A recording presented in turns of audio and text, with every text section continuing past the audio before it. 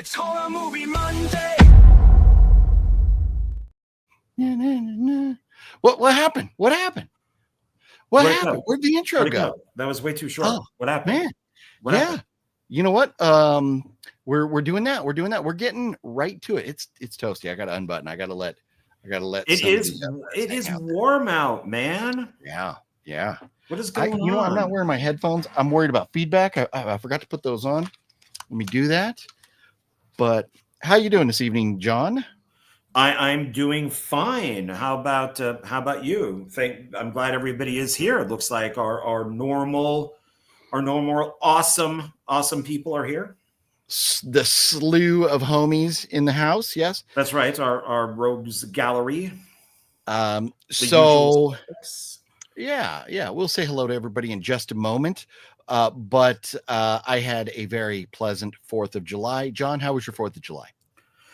It was good. I enjoyed it. You convinced me to leave the apartment because across the street, right at the park, there was fireworks galore. I mean, I could see all the way down to the strip. I could see to the left, to the right. They had drones going around. That people were lined up on the street. Cars were parked everywhere, including in my parking lot, which was okay. And it was awesome. I was out there for like 30 minutes with all these people, and it was my first 4th of July out here. So I'm hoping the same thing happens on New Year's. So thank you for convincing me when I was like, I don't know. Do I really have to walk 50 feet? Sometimes it is. It's a lot to ask. It is. It is. But anyways, I hope everybody else had a wonderful 4th of July. And unfortunately, the folks in Texas, a lot of people did not have a great 4th of July weekend. And thoughts, prayers, positive energy, all that good stuff go out to those folks in Texas. It's just devastating. Last I saw the news a couple hours ago, the death count was up to 99, and they're still missing 10 little girls. So it's going to go over 100. Very, very sad news.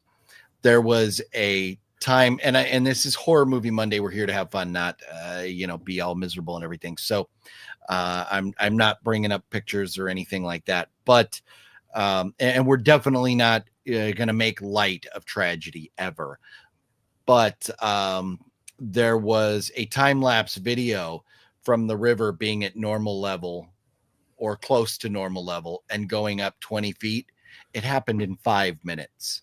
Wow. The river rose 20 feet in 5 minutes. So that's why it caught all these people off guard. It is absolutely devastating, such a tragedy. Not exactly the way anybody would ever want to celebrate 4th of July weekend. So that's absolutely horrible. Devastating stuff. So hopefully there's not too many more victims that they find out there. But that being said, also we've had a few celebrity deaths this week that we need to mention. And first, I think the biggest one that hits most of us was Michael Madsen. And he was only in his 60s, way too young. I don't know. Maybe, they said, I think he had a heart attack, I think. But I don't know exactly what happened to cause that heart attack. I don't think anybody does, but it's sad. Maybe he partied a little too much. I don't know. I don't want to put those thoughts out there and be incorrect, but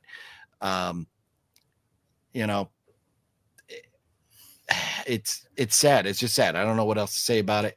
Such a legendary actor, so many great films. You think of Quentin Tarantino movies, he is the guy. I don't know if he's in every single Tarantino movie or not, but he's in a lot of them, and he's the first one that comes to mind. I mean, I think Samuel Jackson, I think John Travolta, but this guy is in multiple Tarantino movies. So just a legend. He's been in so many different indie films lately, including one of the Mahal Empire films, at least one, if not two. I think just one. He was in a movie that Master Chaos directed. So Master Chaos actually got to work with him. He was in a movie that I was in with background scene, of course, as extras and stuff with Wet Movie One, Luna Meow, and Cinestalker, and Renee from Storage Wars. He was in that movie as well. So, um, and John, you were involved in the project. Were you ever involved in a project Michael Madsen was in? No, none, unfortunately. Okay, I thought you were. He's just been in so much stuff. So, anyways, that was some shocking news. And then also Julian McMahon, who I think is most famous from Nip Tuck and a bunch of other things. I don't know, too much about his resume. I know the show Nip Tuck, never watched it. John, are you familiar with Julian McMahon's work at all? Yeah, he was Doctor Doom in the two Fantastic Four films. Oh, okay, that's right. That's how I know him. Okay. And then also we lost Kenneth Cawley. I believe it's Cawley is how you say his last name, from Star Wars way back in the day, amongst other things. But I think this is probably the most iconic image of him right there. So he was a bit older than Michael Madsen or Julian. But still, it's always sad to see somebody go. And any thoughts on Kenneth Cawley, John, or anything else you know him from? No, I don't. I would have to look him up. No, I mean, Star Wars is always good, especially George Lucas Star Wars. So it's unfortunate when these people, when they're no longer with us, because that just kind of removes George Lucas's Star Wars a little bit more. So it's, but no, he was good in the movies and in the Star Wars stuff that he was in. Definitely. And then last but not least, and I'm not going to make light of him, but this is very interesting because what we have here, Jimmy Swaggart passed away. Ozzy Osbourne referred to him in a song called Miracle Man as Little Jimmy Sinner, because Jimmy Swaggart got caught up in some controversy back in, I want to say it was the 90s, maybe even the 80s that stuff happened. But he just passed away. We're not going to dwell on the controversy today, but the timing is interesting because we just had over the 5th. Yeah. So over the weekend we had the Back to the Beginning, the farewell to Ozzy Osbourne and Black Sabbath concert. And I don't know, I didn't hear the whole set list from Ozzy without Black Sabbath. I don't know what songs, if any, Ozzy played. I did listen to Slayer's set, Pantera's set, a little bit of Guns N' Roses, as much as I could take. It's time for Axl to call it a career. But I did listen to some of the concert because they uploaded some really good quality clips. But I don't know. I can't imagine with the number of songs that Ozzy's ever created. I can't imagine that Miracle Man made the cut. But I mean, to me, it's one of my favorites. I absolutely love Miracle Man. So, John, were you an avid follower of Jimmy Swaggart? Oh yeah, from day one. I mean, the second I came out of the womb, I mean, it was, it was, gosh, it's horrible when somebody like that passes. It really is wow. Wow. I'm so upset. I couldn't even go to work today. I was crying. Yeah. So, like you said, not to get into it or make total light of it, but yeah, not a fan. Yeah. No. He, I mean, he obviously had his fans, but man, televangelists, it's a very interesting career. I just wonder about them. You're making so much money, but you're supposed to be a man of God. How do you drive around in a Rolls Royce or a Bentley, instead of giving that money back to the church or helping the community is what is, because it's what God wants. It's that, see, they have to have the private planes because they can't be in a regular plane because demons are there. I actually saw a whole video on this. wow. And demons are in the plane, so he can't be there, or other televangelists can't be there. So they have to fly in their private jets from place to place. I mean, it makes sense to me. I mean, I guess. So anyways, we digress. We do not mean to laugh at anybody losing their life, but I mean, Jimmy Swaggart is a very controversial figure. So, well, Andy's old, so, you know. Well, and that's the other key. You know, also like Kenneth Colley, he was up there in age. So we've got to talk about some stuff. Today's going to be an interesting day because John went and saw Jurassic World Rebirth, and he'll give us some thoughts on that. He did do a rant video, right? And so there's a rant video on your channel that anybody, if you want to see John rant about it, there's a link down below to John's channel. Unless you're watching on John's channel, which is a definite possibility. That's true.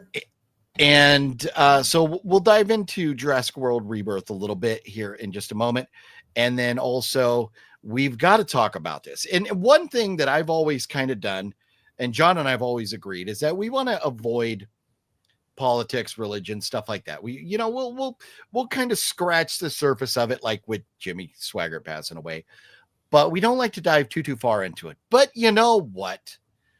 When a person who's been put in charge of a massive, not just franchise, but when you're talking somebody who's running DC now, comes out and says some bullshit, like he said over the last few days, we have to talk about James Gunn. And look at my little box right there. Yeah. So we've got to dive into that. But first, I do want to get over here and say hello to everybody else that's hanging out with us tonight. Deadpool fanatics in the house, and Deadpool says sounds like a Jurassic of a stream. Yes, it very well me. It's vamp time. It's vamp time. Easy for me to say, right? But we should be having some fun tonight. Gail, how you doing, Gail? Hope you and John had a great 4th of July. Seen Jurassic Rebirth. Very nice. And we'll talk about that here in a moment. Jonathan, how you doing? Sean 420, Michael McNally, Musashi, Antonis, hey. Terry, what's going on? The legend Terry. We got to talk about Terry here in just a moment. And happy Superman week. Yes. Yeah. We're gonna get there, John. Hold on, hang on. I know John is chomping at the bit to start his rant. Pick up massive horror movie haul. Oh, Gail came up on some good stuff. for you. And tonight, John, you do have pickups, right? Oh, nice. Well, that's good because I have nothing. I have zero zilch nada. Although I do, you know what? I bought one thing this week, and well, I want to dive into this even before we go too much further. So I've been watching these videos, and there's a few channels out there. I'm not going to, promote any channel, but I've been watching these videos about people that go missing. And there's these people that go around with sonar and stuff and find their cars underwater, and they rescue, but they bring home these people that passed away when their car got submerged in a lake, a river, wherever. There was one in like Florida, in this one stretch of river by a college. I think it was Florida, but it was a stretch of river by a college. They found 20 cars submerged in this small area. There are so many cars, so many missing people that it really started stressing me out. So I went out and bought these. I got these. You get 2 of these on Amazon for $6. So $3 each. And I'm gonna unwrap this. This is something that everybody should have in your car, whether you live near water or not. And this is a tool that if you get stuck underwater, you pop it out. This is a sharp little pointer thing right there. You smack that on your window and it will shatter your window. The car is going to flood with water, but then you could get out. If you're underwater, you are not physically going to be able to kick out your windshield. So having something like this that will shatter the window is going to be a lifesaver. Also, if your seatbelt gets stuck, it's got like a little box cutter, seatbelt cutter kind of thing that you can use to cut your seatbelt off. $3. Here's the other catch. John, you live out in Las Vegas. There's not much water out there unless you go out to like Lake Mead or something like that. But what happens if you get into an accident and then your car is on fire and you need to get out and you're stuck, your seatbelt's locked, or the doors are wedged or something? If you have one of these over in your door panel, you just pull this out, crack the window, cut your seatbelt, you can get out of the car. Can you show a demonstration? No. I mean, like, I could probably cut a piece of paper, but I'm not cracking a window. Here we go. Let's see how sharp they are. It's kind of hard to cut paper, but well, your car is right outside. It's got a window. Okay. Well, anyways, I'm just about done with my infomercial, but on Amazon, that thing is pretty cool. I may have to get one. Tell you what, John, I have one right here for you. I'll bring out to you. So because there's two. So I didn't realize that my wife was ahead of the game and she already had these in 3 of the 4 of our cars. So I have a couple extras. So because I bought 4 of them. So 4 of them cost me $12. Anyways, because I've been watching those videos, I've been getting ultra paranoid and I wanted to mention that. That is my pickup of the week. So let's see here. Any thoughts on the Meg? I've never seen it. It's not my cup of tea. John, do you have a quick thought on the Meg?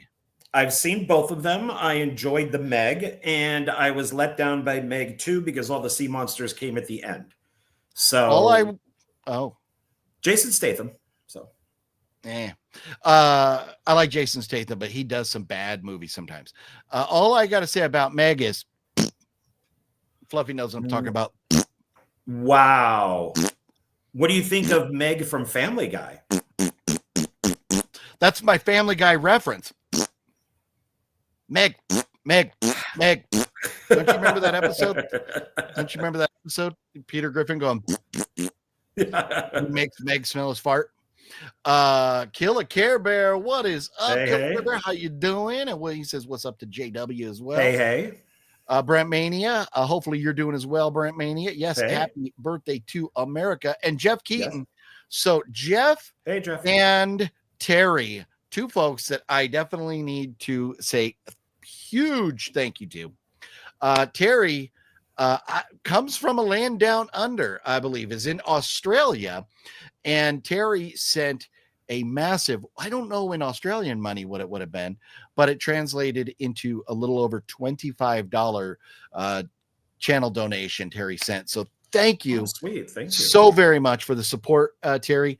We'll definitely, I got a surprise for everybody. If you don't know, you will soon know, but I'll apply some of those funds to something fun that's going to happen next week. And then also Jeff has now sent two PayPal donations, $10 a piece. So Jeff in the last couple of weeks has thrown $20 to the channel. So Jeff, Terry, thank you guys so much. Love you both. You are absolutely amazing. Thank you. That was awesome. Thank you. Yes. Things like that enable stuff like that's going to happen next week to happen. And let's see here. I want to say hello to Mario. What's up, Mario?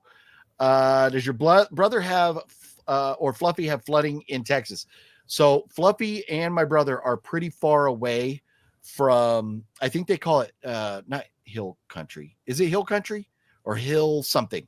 But it's where the flooding is happening. It's kind of north and slightly west of San Antonio. And Fluffy is in the Houston area. Justin is semi in the Houston area, and my brother is in the Dallas-Fort Worth area. Robert C. The one that I would be concerned about would be Wicked Network. Hopefully we hear from Wicked Network tonight. He's the one that's kind of on that side of the state, so that I know of. But I hope that everybody's doing okay, and I hope especially hope Wicked Network is doing okay out there. But thank you for asking, Brent Mania. And so let's see. I see Jonathan. I see you're throwing comments out about movies. Sinners. John and I, we're going to talk about that here in a moment. Clown in a Cornfield. I watched. It had so much potential, but it frustrated the hell out of me. They missed the mark. John, have you bothered with Clown in a Cornfield yet? I have not, and I don't plan on it. Okay, to be honest. Let's see. What's up, y'all? Michael Madsen, Gone Too Soon. Definitely, yes. Let's see. I might miss some. Jeff just watched Sinners. Very nice. Been having a bad 4th of July this weekend. Well, Christian, sorry about that. That is a bummer. Sorry, dude. Yeah. Michael Madsen was struggling since his son's suicide in 2022. Oh, I didn't realize, or I didn't know that his son had committed suicide. That is terrible. Alcoholism and depression. Yeah. You know what? From everything I heard about Michael Madsen's time on set with Master Chaos, was nothing but a pleasant person. So that is very, very sad. Christian's friend Brody Julian passed away. Well, I am very sorry to hear that, Christian. My friend and buddy? Oh. Maybe Buddy? My friend and Buddy. And no, but maybe Brody. My friend, well, irregardless, it's sad. Christian, sorry. Anytime anybody passes, yes. Reggie, what's going on? How you doing? He was in. That's right. Julian was just in The Surfer. Yes, I haven't seen that yet. That's one, John. You and I got to get off our lazy asses and check that out. Yeah, I want to see that. Let's see here. So I remember when QT was interested in doing a Vega Brothers movie with Madsen and Travolta. Yeah. Hey, that would have been good. He's floating that round for a while. Yeah. Was the 80s with Jimmy. My mother used to go to him at revivals. Wow. That's so you got a connection where if your mom actually used to go see Jimmy Swagger in person. Interesting. So John you have the moves like Swagger instead of Jagger. I got the moves like Swagger. I think Swagger would be more like this. Oh man. Nick B, what up, Nick B? How you doing? Hey. And Kenneth Copeland, same way, Crooked. Kenneth Copeland. Yeah, man, there's some funny he's another bad videos. Swagger was cousins with Jerry Lee Lewis. Oh, really? Oh, that's right. Yeah. Oh, how funny. Righteous Gemstones is great parody. And you know what? I don't really watch a lot of comedies, but everybody that's seen Righteous Gemstones enjoys it, including you, right, John? Yeah, I wasn't happy with the last episode, like of the entire series. I thought it was whatever. But up to that, yeah, it's a great show. Okay, nice. Look at this. Skyla, it's been a while. What is going on, Skyla? How you doing? Happy belated 4th of July. Greetings from Benidorm. So have you moved? Me and Simon say hello. Very nice. We'll say hello to Simon for us. And Benidorm, is that where you were? Is that the same? Maybe that is the same place. But man, Skyla, it's been a while. Hopefully you're doing well. You and Simon, best wishes to the both of you. Glad to see you able to catch us for a little bit here. There is Wicked Network. So Wicked Network is alive and well. That is good. Wicked Network, hopefully no flooding in your part of the country there. Let's see here. Yeah, see, Fluffy knows. Meg. Sorry, OGP. I'm Kiwi from New Zealand. I am the one who's sorry, Terry. I do not like mislabeling anybody, and I apologize. I remembered it was from the Southern Hemisphere. So you're actually from the land of the land down under parks, right? No. The land down under. No, Australia. Oh, I thought New Zealand was the land down up because it's up from Australia. Are you making that up right now? Yeah. Okay. Jeff and Terry are legendary. Yes, they are. And my apologies to Terry. New Zealand, I will try and get that right. I'd rather watch Unsane than Jurassic Rebirth. Oh, wow. HC. So, you know what, HC? I I have a movie pass. I get to go see these movies, and it doesn't cost me anything. However, I still could not pull the trigger to go see Jurassic Rebirth. I just couldn't do it. So Jeff says, my buddy worked the gift shop at the Westin Hotel in Charlotte when Madsen was staying there. He asked my buddy if the shop had a copy of Hustler magazine. Unfortunately, they didn't. Wow. Hey, we all get lonely, right? That's when you race out and you get that Hustler magazine, and then you become his buddy. Yes. Still in the same place and watching you live. Just been busy with life, but we're both good. I am glad to hear that. I'm glad you're doing well, Skyla. That's very cool. Brett Maney says, Michael Madsen, I probably butchered his last name, but my apologies. He was in a Michael Jackson video called Rock My World. That I did not know. Interesting. No idea. Michael Madsen has like well over 300 credits to his name as an actor. So he's one of those guys that's way up there. And Jeff says Rebirth is an easy pass. Yeah. I had a hard time with it. And so let's dive into that now, John. I know you have a list. John has movies that he's going to be talking about, but there we go. We need to talk about Jurassic World Rebirth first. So the Rotten Tomatoes scores, the experts, which we take it with a grain of salt, but the experts have it at a 52. And remember, I say the lower the score, the more I believe them. But the fans have it at a 72, which now I'm kind of even questioning the fan score, because it's got to be bots. It's got to be bots. Everything I'm hearing about this movie, I can't imagine a 72 that the fans like this as much as some of the other movies that have come out this year. I have not seen the movie. Like I said, I struggled. I sat here and I was like, I could go watch it, but I chose not to. John did. So John, tell us about Jurassic World. Well, first, I'm going to give a slight itty bitty little connection, which is we are talking years ago. My friends, I had three friends that lived out in LA that were friends with Vince Vaughn, Jon Favreau, Noah Wyle, and they all used to hang out before they were known. And my friend told me I was 1 year off. If I was down there 1 year earlier, I could have hung with all of them. I did see Vince Vaughn at Sundance Film Festival, but my friends remember him getting the phone call and him running around the apartment because they're playing like video games or something, going, I'm going to be chased by dinosaurs. I'm going to be chased by dinosaurs. I'm going to be chased by dinosaurs. Because Spielberg saw him in Swingers.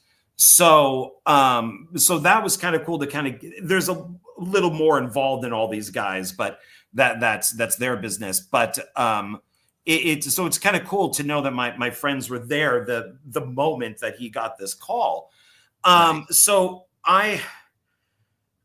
Jurassic World Rebirth, one, I don't think it should be called Jurassic World. I think it should be called something else, but I don't know what you would call it, because you can't call it planet, because a planet's a world.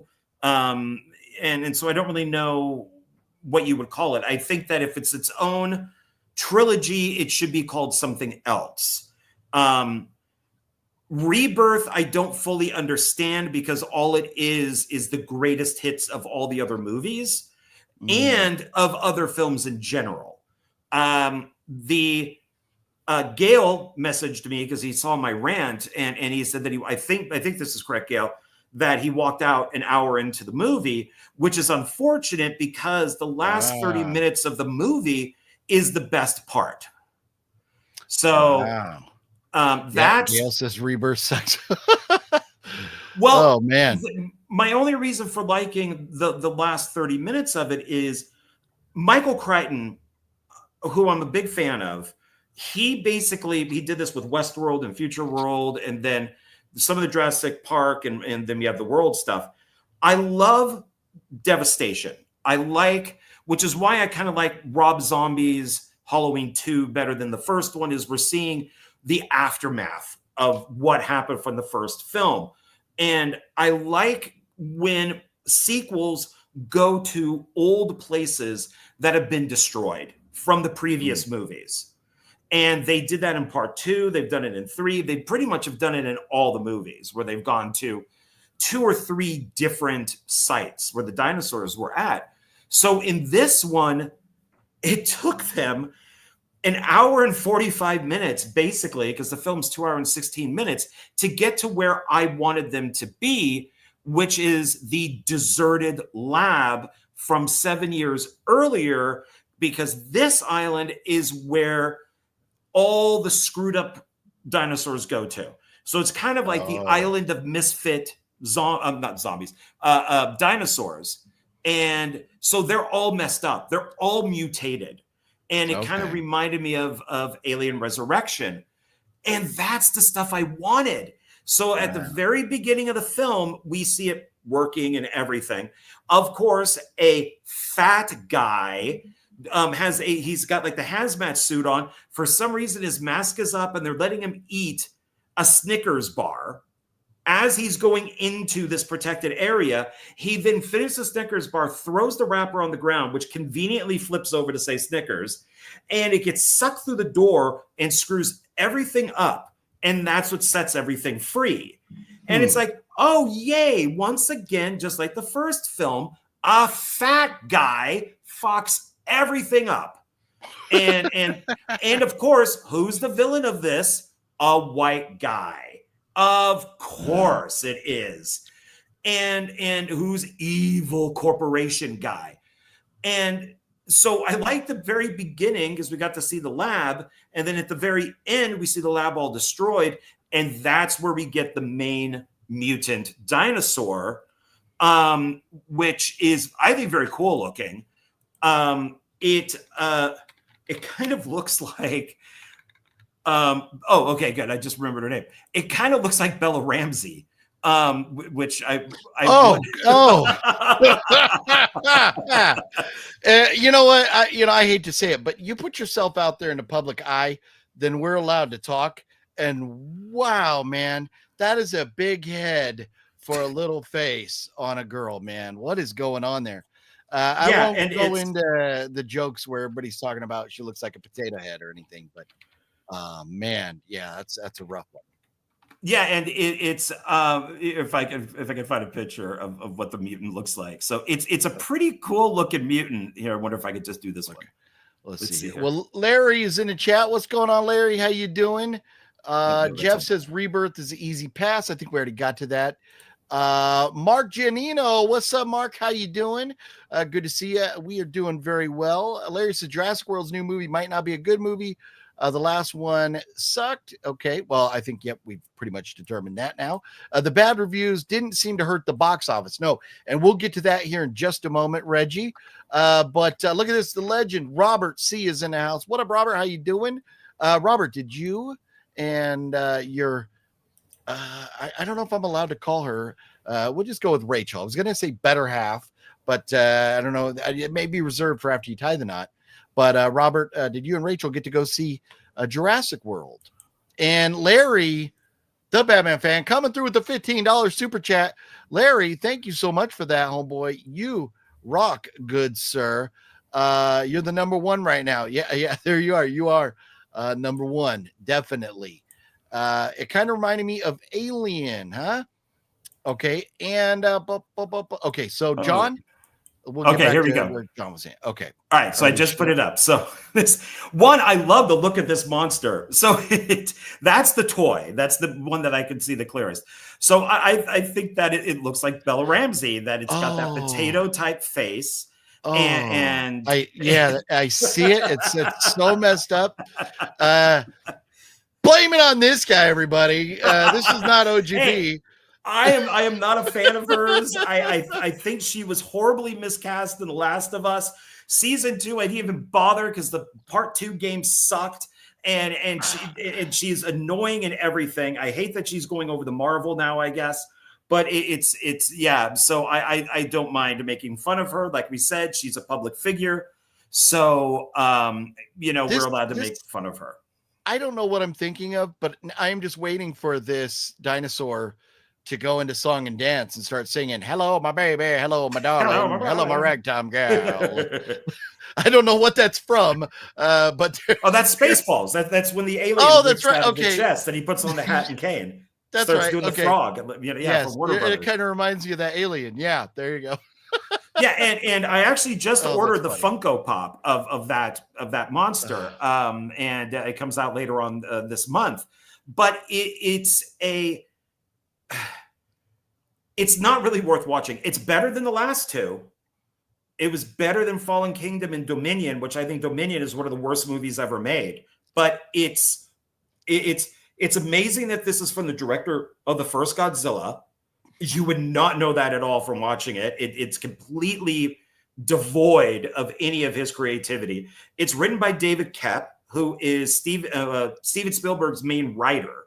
So he writes a lot of Spielberg stuff, including his own movies like The Trigger Effect, A Stir of Echoes, Secret Window. So he's a really good writer most of the time when it's his own stuff. But with Spielberg, it kind of stinks. It's just bland and boring, and up until like the last 30 minutes. And it's if something happens, and I mentioned this in my rant, if something happened in one of the other films where it's a door, guaranteed in this movie, it's a window. If something happens in a ceiling in this film, it probably happened in the floor in another movie. All they did was kind of switch it. Like with the Velociraptor scene from the first film, they do the same thing in this, but in like a mini mart. I think it's a 7-Eleven, because this thing is like product placement all over the place, and which I don't mind. But it's sometimes it's funny. Sometimes it's funny. Yeah, and I agree with Stephen King on this one, that product placement is life. Everywhere around us is product placement. I don't know anything about product placement as I drink my your pink can, my Zia Records koozie there. Yeah, so it's not very good. But it is better than. I'll buy it over Dominion, but I'll probably buy Dominion anyways, just because I'm an idiot. Planning on going to the cinema soon. Just not had a chance to upload any videos with things happening here, but hopefully next week I will be off to the cinema to watch some movies you're talking about. Very nice. There's been some good ones this year. Yeah, well, some, not all. There's been some good ones this year, though. So hopefully you get to see some good stuff there. Michigan J Frog. There you go. Yeah. Now, the funny thing is, and then we'll move on. I'll say this last thing about Jurassic World Regurgitation is during the previews, the Wicked 2 trailer came on, and I was with a big audience. One person in the audience goes, "Yay!" when the trailer was done. Just one, yay! For Wicked 2? 2, yeah. But then at the end of Jurassic World, the audience clapped and hooted. I hate that. I am not a fan of unless somebody involved with the production of the movie is in the theater. You do not clap. You do not clap. I mean, if you're really happy you saw a great movie, you can start talking about it or whatever. But to clap to a screen where nobody will ever be able to know that you clapped to, what does the sense in that make? I don't know. I won't get it. But I mean, they liked it. I mean, I guess they liked it. So even though it's the most generic and bland, movie that could be out there, I guess they liked it. Of course, Scarlett Johansson looked very awesome. But she goes to bed every night with that guy from SNL, and that. Oh no, who? The guy that does the news. I forget his name. That's her husband. The white guy that does the news on SNL. Excuse me. Terry says, the daughter's boyfriend, Xavier, in Rebirth, got to be the worst character in the whole franchise. That's funny. I wouldn't know because I didn't see it, but I'll take your word. Colin Jost, thanks. Colin Jost. I have no idea who that is. He's the guy that does the news. He's the guy that does the news. Well, lucky guy, I guess. I mean, you got to, the film overperformed. They actually thought that it was going to be less. And because its budget was 180 million, but it's already made. And granted, this was a 4-day weekend. It's $322.6 million in comparison to Megan 2.1, which is considered to be an utter failure. Its budget is 15 to 25 million, and it only made 31. Ouch. We are not getting Megan 3.2 or 3, whatever they're going to call it. So Megan 2.0, I went and saw it this weekend. We'll talk about that here in just a moment, but it could be worse. It could be a $30 million budget like they had for Exorcist Dominion, and it could make $380,000. So that one didn't even make $1 million. They lost $30 million bucks. Well, that was a limited release. So, it was never supposed to be released out of the vault. They backgirled that thing. Yeah. So, but with Jurassic World, 318 million. I have two thoughts on that. One, or 320 million, wherever it's at right now. When I looked earlier today, it said 318, but you have 322, so that's probably more current. For it to make that much money, I will say two things. One, when I went to the theater this weekend to see Megan 2.0, there was a lot of people going to see Jurassic World with their whole families. There have not been a lot of like great family friendly movies. You've had other movies like, kid aimed movies like animation or whatever that have come out, but you haven't had a ton of great theatrical release family movies where the parents and the kids are going to enjoy it. So I think this was a good one for them to go. It's summertime.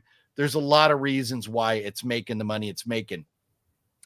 But something I wonder about with theatrical releases anymore is how do they figure how much money a movie's made? Because I have a subscription to the movies. I pay $25 a month. I go see all the movies I want. How do they calculate that? If I go see it, do they say, oh, well, he was there? Is the money it made? Is that just we're going to say this many people saw it times X amount of dollars. I would rather see how many butts were in the seats rather than dollars, because it's projections from the previous year, like a business. They look at last year and then they say, okay, you need to make X amount of money this year. They also look at the previous movies of, what did Domain make? What did, Fallen Kingdom make? And so they say, okay, the last couple films didn't do very well. But for the 4th of July weekend, because it's 4 days, we could say it's going to do this. But because Jurassic Park hasn't done well in the last two films, because World, the first one made $1 billion, the other two did not. And so that's kind of how they get their numbers. But sometimes they project way too high, and sometimes they project too low, just like, with this one. Yeah, Gail has to head on out. Gail, take care of yourself. Go get some rest. Hopefully they figure out something with Gail's meds pretty soon, because they either keep him up all night or they wake him up early or whatever. So Gail, sorry to hear that, but yeah, go get some rest. But no, my specific thought is, how do they really know how much money a movie's made when you have tons of people that now have these movie subscriptions? When I go put my butt in that seat, how much money do they figure? What me being there, so I don't know. You buy the pass for $20, right? Yeah. So they would take that pass for $20.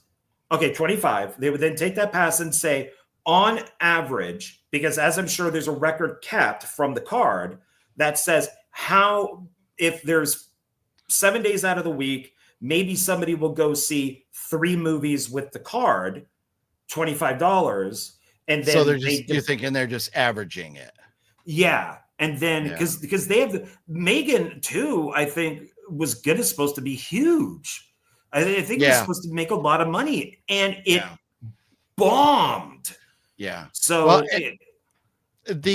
with Megan, and I think I was watching Nerdrotic talk about these female leads, these female hero, whatever you want to call them, bombing.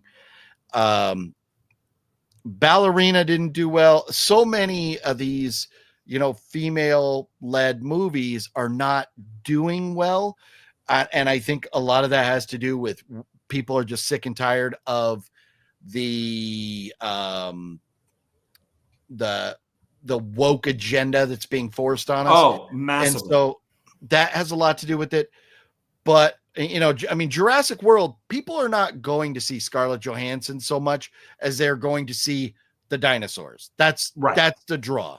So even though, she's probably the biggest name, they said now she's like past like whoever was in the lead. I think it was Samuel Jackson had been involved in all the movies he's been in were the highest grossing total ever. Scarlett Johansson just passed. She's like number one ever now for the most highest grossing movies. But I don't think that matters. I think people are just scared to go waste their money. But well, you know what you're getting if it's Jurassic Park. Well, yeah, yeah. The thing, but it's all these girl bosses, and Scarlett Johansson in this she's not a girl boss. I mean, she's just like everybody else. She's fine. The film isn't woke or anything like that. It's fine. It's all right. But people are scared that it's gonna be, not necessarily Jurassic Park, but like Megan or Ballerina. They're worried that these movies are going to be woke. And like Jason Blum came out and he said that he thinks the reason Megan bombed was because they changed genres. Maybe, but you watch the trailer and I think a lot of it may have been because they changed genres, but I think a lot of it too was people were worried about girl boss stuff and wokeism. Girl boss, it's out there. Megan is now a gay icon. I've now seen a bunch of memes. Megan's a gay thing now? Yeah, with Megan with the gay flag, like the colors, the rainbow. I saw one guy on YouTube who talked. He talked about how the Terminator and Terminator 2 are iconic. We already know who Schwarzenegger is, and Terminator was such a huge movie. So, and we already knew, by that point who James Cameron was. They seem to feel that Megan could do the same thing. And it's like, no, you're forcing this icon upon us. She's not Freddy. She's not Michael. She's not Chucky. You're forcing this thing upon people who don't necessarily want it. And you're changing it. Now she's good and she's fighting somebody bad. No, we want bad Megan. They should have done at least 3 movies and then turn her good. Something like that. So then all of us could, would allow it. Basically, they jumped the shark on this, or nuked the fridge, or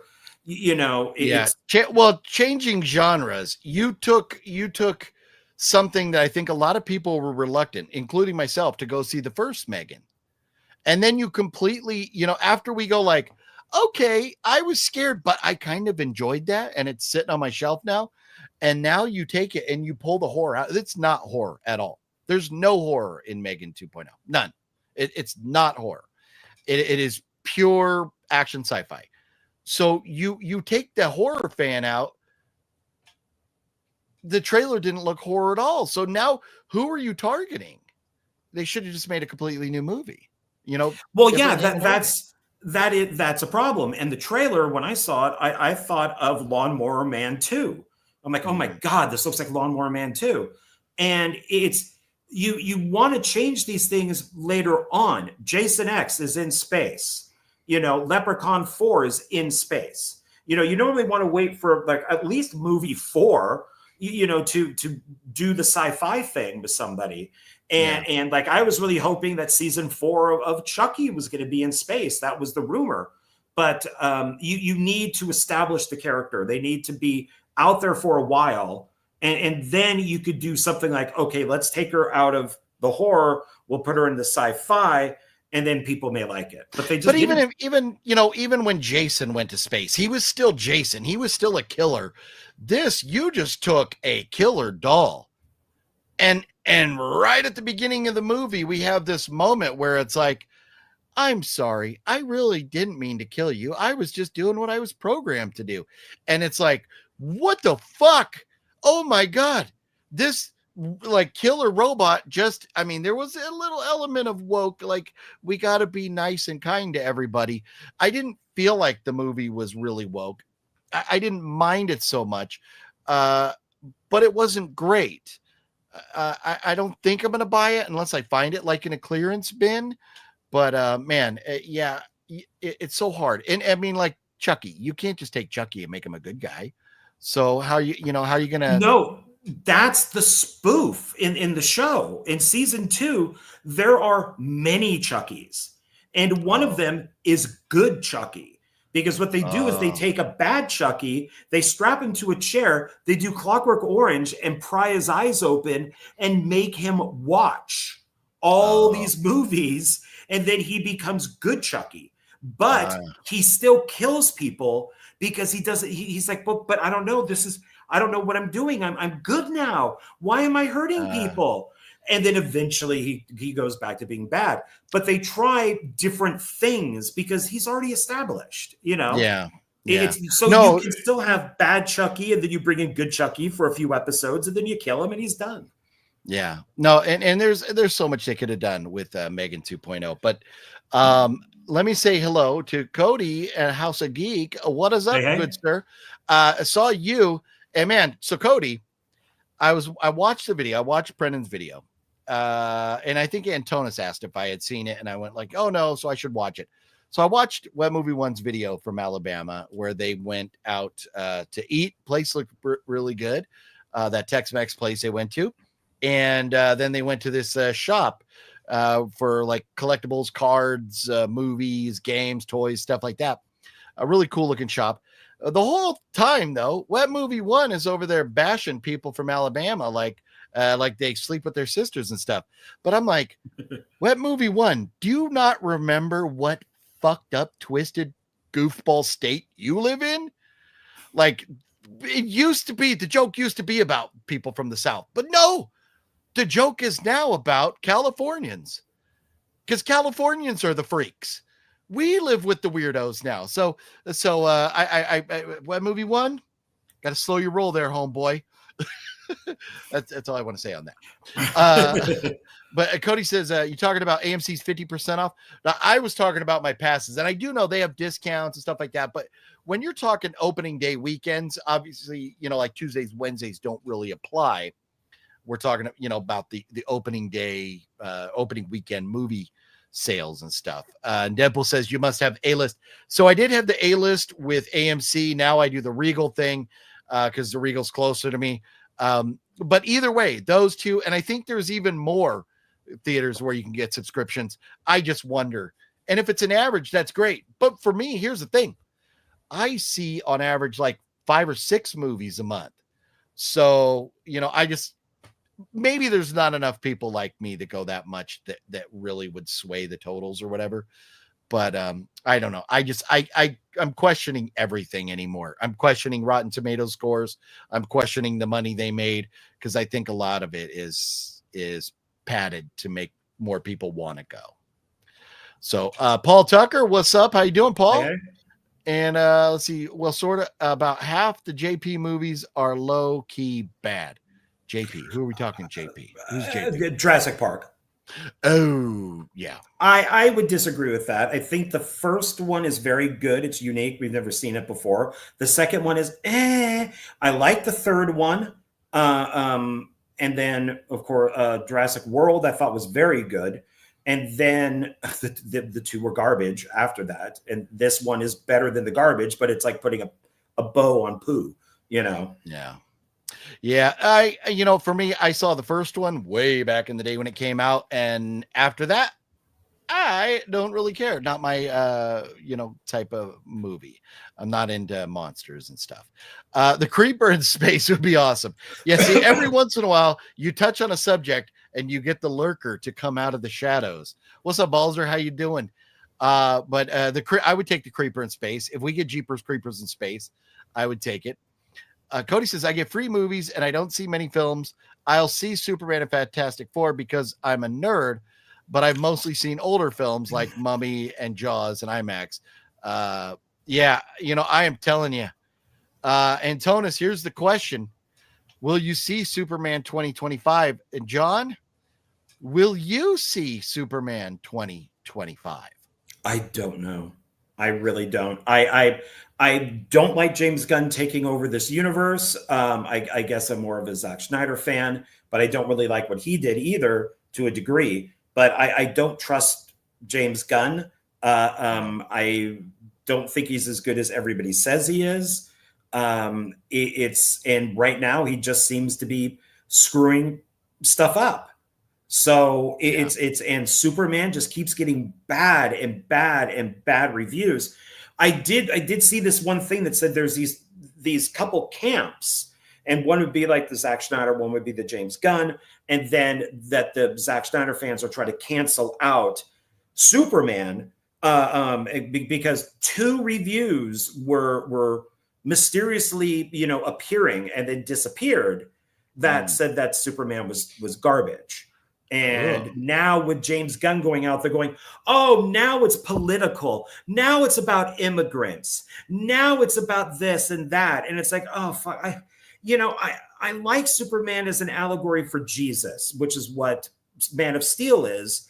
I don't need Superman now to be an immigrant. Just keep him Superman. That's all we need. We don't, To me, as far as my feelings on allegories in movies at all, fuck them all.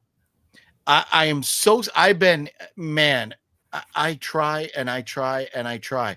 But now even with the OGP Facebook page, I get bombarded with this shit of I don't know why Facebook does this, but they keep sending me all this, trans pride shit and all this, LGBT, what, you go live your life. I'm going to live my life. Don't shove your shit down my face. I'm not flying your fucking flag.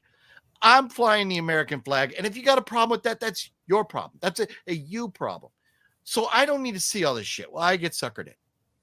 I respond. I saw just the post. It was like the dumbest fucking post I've ever seen in my life. And so I commented. It was something to do with the Matrix. Oh, it was something about the brothers, now sisters. And somebody was posting something about they took the red pill. So I commented, no, they took the rainbow pill. And so, and then it was, you don't even understand the movie. Do you know what the movie's about? It's about the case. Fuck off. Fuck the fuck off. You know what? Fuck the fuck off. It's a movie. It's the Matrix. It's about people living in a computer world. You want to make more than that of it, then more power to you. But I don't give a fuck about your allegories. I just don't. They're now saying it's a trans allegory. And I say bullshit to that. Yeah. From the beginning, it's a dystopian science fiction movie. I mean, if anything, what they did was by the last one, the third movie, Neo was Jesus. He dies in a freaking cross. But now they're saying Jesus is trans, and they're saying all these, Kurt Cobain wore a dress once. He must be trans. No. Yeah. So here's the thing. I go with, because he's a fucking rocket scientist, Neil deGrasse Tyson sat down and did an interview with Lawrence Fishburne. I would think Lawrence Fishburne would know what the fuck is going on with the Matrix movies, right? Considering he's in them, right? So I kind of trust him, and I very much trust Neil deGrasse Tyson. He's a rocket scientist. He's an astrophysicist. He's a genius. So these two guys sitting there talking about how it is an allegory, like it's a God allegory. Neo, change it around. It's to the one, which is, supposed to be God or whatever. So, like, you want to make it your gay allegory, and anybody like coming out saying Saw is a gay allegory? No. It's a movie. It's a horror movie. We're allowed to enjoy it. You can enjoy it, but don't attack me because you think, that I need to know. We don't need to know. If you are a man who likes to be with other men, I don't need to know. You go do you. So quit fucking attacking me on social media. And this goes to none of you. This goes to the people that may be looking at this now because they found me or whatever. I'm sorry. I will never accept that I need to fly a rainbow flag because you think I do, So rant done. Sorry. I apologize. John, you want to rant on that? I got a lot off my chest right there. No, I agree. I don't. Back in the day, I just didn't. I don't think anybody cared about this stuff, and now it's just being absolutely product placement forced. Oh, there we go. We just made some money. It's nobody cared, and until it was forced on you. That movie Bros bombed so bad. And what's his face, Billy on the Street or whatever his freaking name is, who like wrote the film and produced it and is one of the actors in it, blamed straight people for having the film bomb. It's like, dude, you're gay, and gay people didn't even go see the film. And I know I am friends with two gay guys who walked out of the movie who hated it. They said it was the worst representation. So you do have gays, lesbians, trans people. You have all these people who just want to live their lives, who want to be left alone, who are quiet, and these friggin' people like this freak who went to Disney World who are out there making it bad for everybody because they just want to be who they are. And I have no problem with that. I have a problem when you force me to do something I don't want to do. Yeah. And they go, but it's not a big deal. It is a big deal because your pronouns aren't pronouns. You took the word pronoun and made it into something else. It's like none of this stuff, and it changes every day. It's like, that's, it's a free country. I want everybody to live their life. If two guys want to live together, go do it. Go do it. But don't make me acknowledge you. You're nothing special. Just go live your life. Everybody gets to. I don't need to sit here and tell you, my preferences or whatever. Live your life, and so that's it.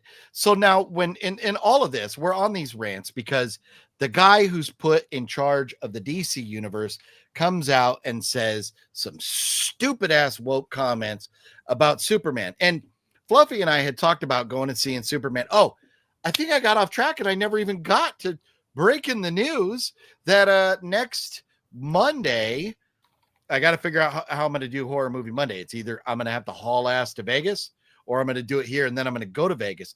But the Fluffy Gamer is flying to Vegas next Monday, like 1 week from today. And I'm going to go out there. And then me and Fluffy Gamer are going to be in Vegas together Tuesday night, Wednesday night. John's going to try and join us if he can. But then Thursday, John and I are probably going to go see the new I Know What You Did Last Summer movie. Yeah. Yes. So it's going to be a fun week. So next Wednesday, not like 10 days from now, not like 2 days or 9 days, I'll be doing a live stream on the Vegas Strip. A lot of people have been asking me, when we're going to go live again in Vegas. I said the Strip, but actually Fremont Street. We're going to go do a live stream on Fremont Street and party it up next Wednesday night. So not this Wednesday, but next. So, but Fluffy and I kind of talked about the idea of going to see Superman. Now I'm like, well, I am. No. And even if it is a good movie, I don't want to support you, James Gunn. I don't want to support you if that's what you're putting out there. So on top of him doing the whole immigrant thing, you suck if you don't like this, he made a comment about India. And now everybody's in his ass about India. Because I heard India's boycotting it now. Because he said something, he basically pulled like Brie Larson. He pulled like a Brie Larson. And he's like, I really don't care what some kid in India thinks about this type of thing. Boom. So then of course, Warner Brothers is like, dude. So then he had to go on to an Indian station and be, oh no, Superman is Indian. He's like an allegory for living in India. Oh, when I wrote this movie, India was in my mind. It's just like, dude, you fucked up just like you did years ago with tweeting crap. How about shutting your mouth? You have the opportunity of a lifetime here, and all you actors and actresses and musicians just screw it up. And it's like, just shut up. I got a message for James Gunn. Dear James Gunn. Dear James. You're a moron.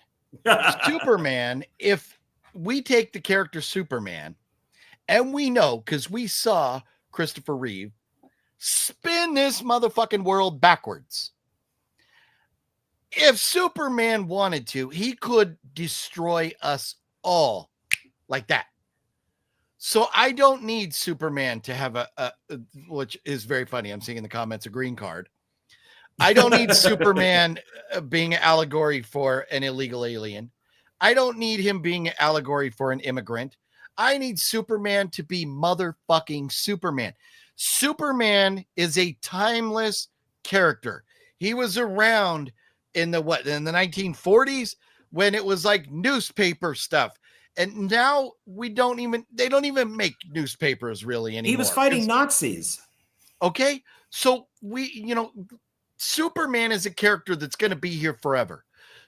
Don't make him part of your political agenda. Politics change every 4 years, more than that sometimes.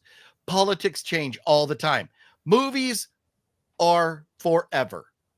Just make a damn movie that I could watch 10 years from now and have it make sense. I was going to mention this. Cody got to it first. The actor who plays Superman will not say "and the American way." So it's truth, justice.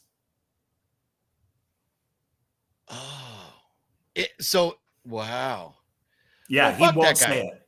Fuck that guy. He can go, he probably voted for Kamala. How did that turn out, buddy? Man, you got me. Better watch out, man. You might end up on Alligator Alcatraz, Yeah, right. Anyways, let's get caught up in some of the comments here. Sorry, where were we? So there's your answer. No, I'm not going to go see it, Antonio. Superman Fantastic Four can't do. No, I'll wait till streaming. No, the Fantastic Four, I'm good as well. So I apologize about all my F-bombs and rant there, but I could not believe. I am so sick and tired of people taking franchises we love and screwing them up. And so here's the thing. A while back, we had all these buffoons in the NFL and NBA decide they were going to take a knee during the national anthem because they're retarded and they don't realize that only because the graces of the country that you live in, you are allowed to do that. Go take a knee in Russia. Putin is going to put you in a fucking chopping block and cut your head off. You're not going to take a knee in anywhere else on the world. Okay. But you're doing it in the United States to protest. Anyways. Should we hate the NFL because these people did this? Should we hate the NBA? Should we hate all movies in general? No, it's just a few nitwits that get put in that place, and we got to listen to them for a while. Their career's going to end. We're going to move on. There's going to be new people. So when a buffoon like James Gunn opens his stupid mouth and says stupid things, we get frustrated because you're tainting. Not like a good taint, not like a velvet, moist, wet taint, like what movie one has, but a bad taint on these movies. We hate it. I wish they would just shut up. Well, yes, and I completely agree with you because all James Gunn had to do was just be quiet. And we probably would have forgotten about the whole fiasco of him cutting out all of Zack Snyder's stuff, because there was still all the stuff with Dwayne Johnson trying to take over DC, with Black Adam. There's been so much crap going on that it probably would have filtered into each other. And now he's got to do this. Now we got all this stupid crap with Fantastic Four, where the Silver Surfer is now female. She was in one comic. Nobody knows who this person is. Nobody knows who the Silver Surfer is. One comic. And so now she has to be male. Oh, okay. So now Sue Storm is the leader of the Fantastic Four, not Reed Richards. It's like, what? What are you talking about? And now Johnny is not even the womanizing guy. He's now he's a total cuck. Yeah. And it's just like, no. So now I'm not even going to go see that. Because even with the new Avengers movie, they're saying that Ironheart is going to be in it. I watched all 6 episodes of Ironheart, and I'm still trying to get up the courage to do a review. Why would you do that to yourself? God, was it bad? It was so awful. I could break it down for you. Break that whole show down for you in 2 sentences here. I am black and I am strong. White man bad. That's all you need to know. That's all you need to know. Jeff says, I would love a good Superman film. Brings back nostalgia from my childhood. And that I think we all would. I mean, obviously we're not getting the 80s Christopher Reeve Superman movies. Things have changed. But I mean, God damn, what was the last Superman? I'm forgetting his name right now. Well, Henry Cavill. Great Superman. That's fine. I don't remember. I don't think I saw it. What did he even have a standalone movie, or was it just Man of Steel? Batman versus? Okay, I never saw it. Man of Steel was the first one. It was standalone. They weren't planning on going else. The problem was that what they started out with, I liked, which was very dark.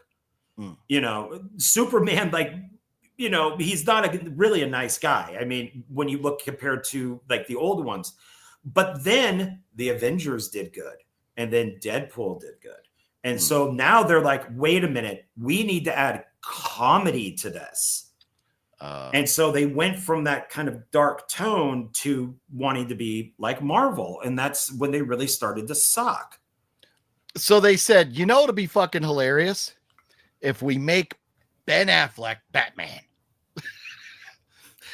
I defended Ben Affleck. I thought, if you've ever seen the movie Hollywoodland, where he plays Christopher Reeves, and he is Superman, and it's the movie about the adventures of Superman and the death of George Reeves, and George, the original commit suicide. Superman. Yeah, did he not? Yeah. Ben Affleck does a great job as both characters, as Superman and Reeves. So when they said that he was Bruce Wayne and Batman, I'm like, I'm on it. He did a great Superman. I'd take him as Superman too. Yeah. No, and I kid, because I think Ben Affleck did fine. I think he did. Fluffy's a race car. He's a Trans Am. No, we know Fluffy's trans. Saw as an allegory for that time of the month. Oh yes, there will be blood. Yeah. Oh. How's G-Fam says, I like the Matrix in Scary Movie 3 with George Carlin as God. Did that really happen? I've only seen the first Scary Movie. I've never seen any sequels. I remember her hopping up. Yeah, they spoofed it. I know I've seen it, but I don't remember. You know what? I love George Carlin, so maybe I'm gonna have to go back.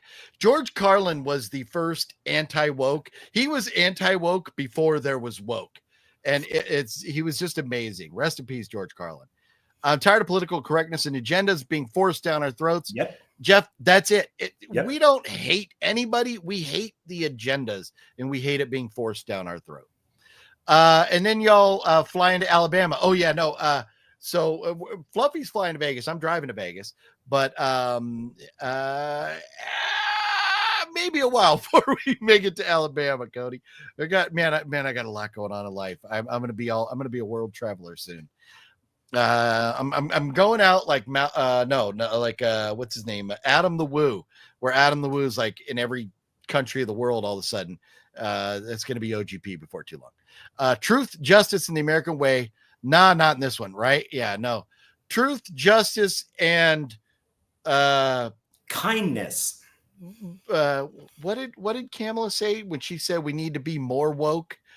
Truth, justice, and more woke. That's what we need, right? Truth, justice, and wokeness. Yeah. Fluffy says we all need Mamala. No. You know what Kamala did? Kamala threw, and I don't know why I never thought of this before. Molotov cocktail. She threw a Molotov cocktail on that Democrat Party and just burnt it to the ground and cost them an election.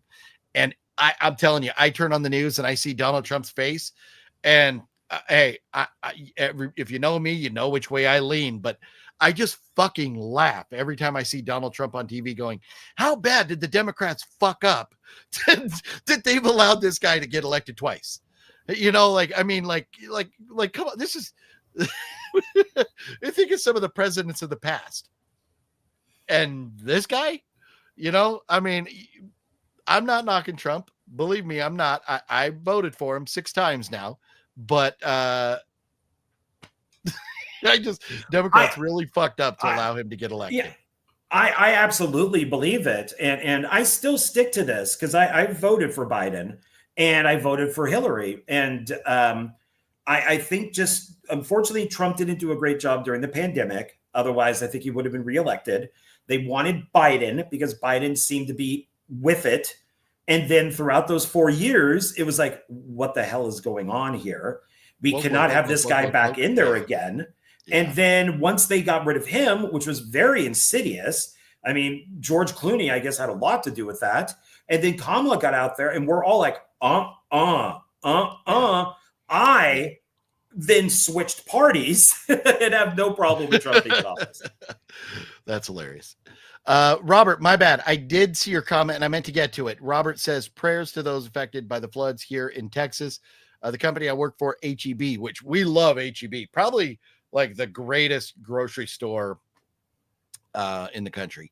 I work for HEB, activated their disaster relief team and sent a convoy of trucks full of food to feed those families affected. That is awesome, very Robert. Nice. Yes. And you should sleep well at night knowing you work for a company like that. That is very cool of them to do that. So sorry I missed your comment there. Meant to get to it. I can confirm Wet Movie One's velvet, wet taint. Yes, it's moist and velvety. We love Wet One's taint. James Gunn has come a long way from Romeo and Juliet, but not a fan of his work after Guardians of the Galaxy movies. Yeah, I hated Romeo and Juliet. God, is it boring? Nothing. Is that a? And I even is that a Troma movie? Yeah, and I saw it with Lloyd Kaufman, and it was just like, yeah, it was great. Oh my God, is that film boring? Oh. Balzer watched Sinners today, and White Man Bad is exactly what that film is about. Yeah, I you know, we need to talk about Sinners. We'll get to it. John and I both we both watch it this weekend. So we'll talk about that in a moment. We have 2 more comments and then we'll dive in to the movies that we watched. We got to get to these. Hollywoodland is an amazing film. Also, fun fact, the actress that played Martha Kent in Man of Steel banged Ben Affleck in Hollywoodland. I mean, you know, good for Ben Affleck. Exactly. Yes. Greg, what up, Greg? How you doing tonight? Hey. So, anyways, part of the plan for tonight was to talk about the movies that we did watch over this past 4th of July weekend. The good news is there's not much in the way of news as far as horror stuff goes. There's apparently a new poster for The Strangers Chapter 2. Like, whoop-de-doo. When a new poster is your news, so there's not much in the way of news. So let's dive in to talking about John finally saw Companion this weekend. And I loved that movie when it came out. John, what are your thoughts? I'm not going to spend too much time on all of these. So I loved Companion. Well, and we don't want to go. we don't want to go full spoilers because maybe some folks haven't seen them all yet. But yeah, give us your thoughts. Yeah, it's I haven't seen Megan 2.0, but I'm assuming it's better than Megan 2.0. Yes. It's very good. It tells you exactly what it is from the beginning of the movie on. And it's Jack, Jack Quaid, who we really like. We're big fans of his. So I was happy to see him in that. And I thought everybody did a great job. It was very gory. And I would like to see a sequel to it as long as it's not Megan 2.0. So I thought it was excellent. Yeah. Yeah. And you could pull off a sequel to this. They definitely left that option out there. Oh, yeah. But when you have, like, at the beginning of the movie, they started off and you're like, okay, wait, I know I saw a trailer and I know this chick and I saw a poster and I know this chick is a robot, but like we're treating her spoilers. Well, this kind of obvious for the we don't want to go full spoilers, right? So, but the way they introduce her and the development of the story and the way things start to go off the rails is brilliant. It's absolutely phenomenal. I just love what they did. And Jack Quaid is great. The cast is great. Her being the badass killer robot in this world of AI that we're living in now, there is some scary stuff with the future of AI. I mean, we are getting closer and closer to, Terminator becoming a reality, as these things keep going on. Well, and they did it in a very smart way, which is like he has the device, like the tablet, and then she knows I need that tablet. Yeah. And then she starts making herself smarter, stronger. Yeah. So she's not a girl boss, because at first she's like the docile wife, which is what he programs her to be. And then she's like, my intelligence is only 40%. What if I put it all the way up to 100? Yeah. And then it's by the director of Barbarian, which I also loved. Yeah, it's a great movie. That needs a freaking physical release, man. Yeah. It's one of those ones you better go China for that one. China. eBay, China. Yeah. Well, so and here's a I don't know if this is a working theory by anybody else or whatever, but when I walked out of the theater from seeing Companion, I said it is 100% completely plausible that is a prequel to the movie Terminator. That could have been the moment her gaining awareness. That could have been her gaining awareness, and now the world is fucked. Because, I mean, everything about that movie, obviously the technology and stuff compared to the early 80s when we got Terminator to now, things are different. But, I mean, it's plausible that could be part of the Terminator universe. So I love it. I thought it was great, and I am very happy that you enjoyed that. John, what would you score Companion? 1 to 5 stars. 1 to 5. I give it a 4. Nice. And that's exactly where I'm at. 4 stars. Yes. Want to get a couple comments here because it's been a while since I've seen, I talk to Sumo all the time, but the Sumo in the house. What up, sexy Sumo? Companion was good and the robot chick was hot. So agree. I just put, she's gorgeous. I just put up the picture of the director's first movie. So we know him from Barbarian. Okay. We know him from Companion, but have you seen this one? And he kind of disowns this now. Oh, okay. I'm going to tell you something. I don't watch many horror movies, but Miss March is amazing. That is a brilliant comedy. Absolutely love Miss March. What do you think about Miss March? Do you like that one, John? I've never seen it, so I still need to see it. Oh my God. Oh, Miss March. You will laugh your ass off. It is amazing. No, it's got so many of the like supporting characters that we love. So definitely. Okay, I'll check it out then. I would not think that you would watch something like this, but okay. When it came out, it was I don't know who I watched it with or whatever. I don't remember, but It was a different time in OGP's life. So then let's see here. Sexy Sumo says, "What up?" Oy, oy. Let's see. I should be, man, just a couple weeks from now, fingers crossed, I'll be walking around San Diego Comic-Con with the Sexy Sumo, that Fat Samurai guy, and Edgar and Sumo. I think we're allowed to say, shh, don't tell nobody, but I think Sumo's daughter is going to get to come with us, and that is badass. So I think, man, I cannot wait. It's going to be a lot of fun. Jeff says Companion is really good. I'd never leave the house if I had a robot like that. I love how this is a good thing about this is good in your face. Like immediately, this is known as a fuck robot.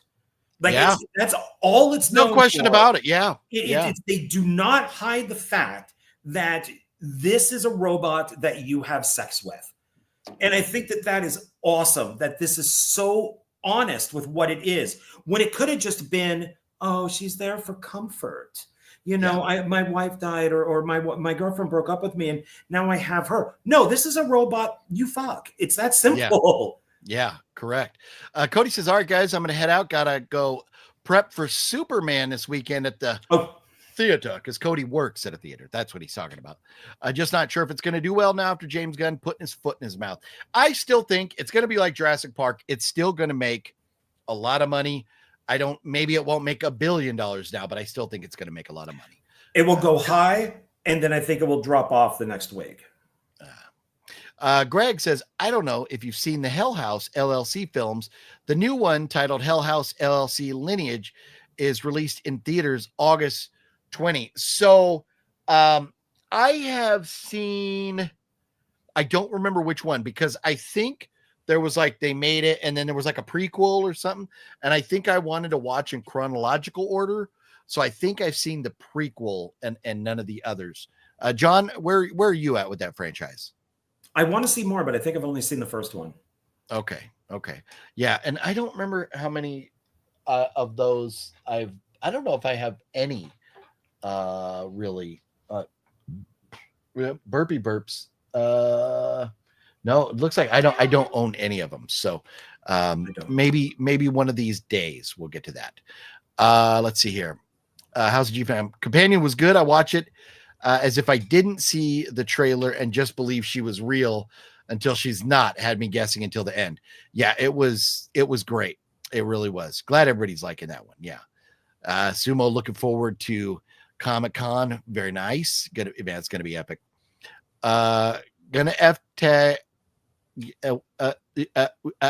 Yeah, Fluffy, I'm not reading that at all.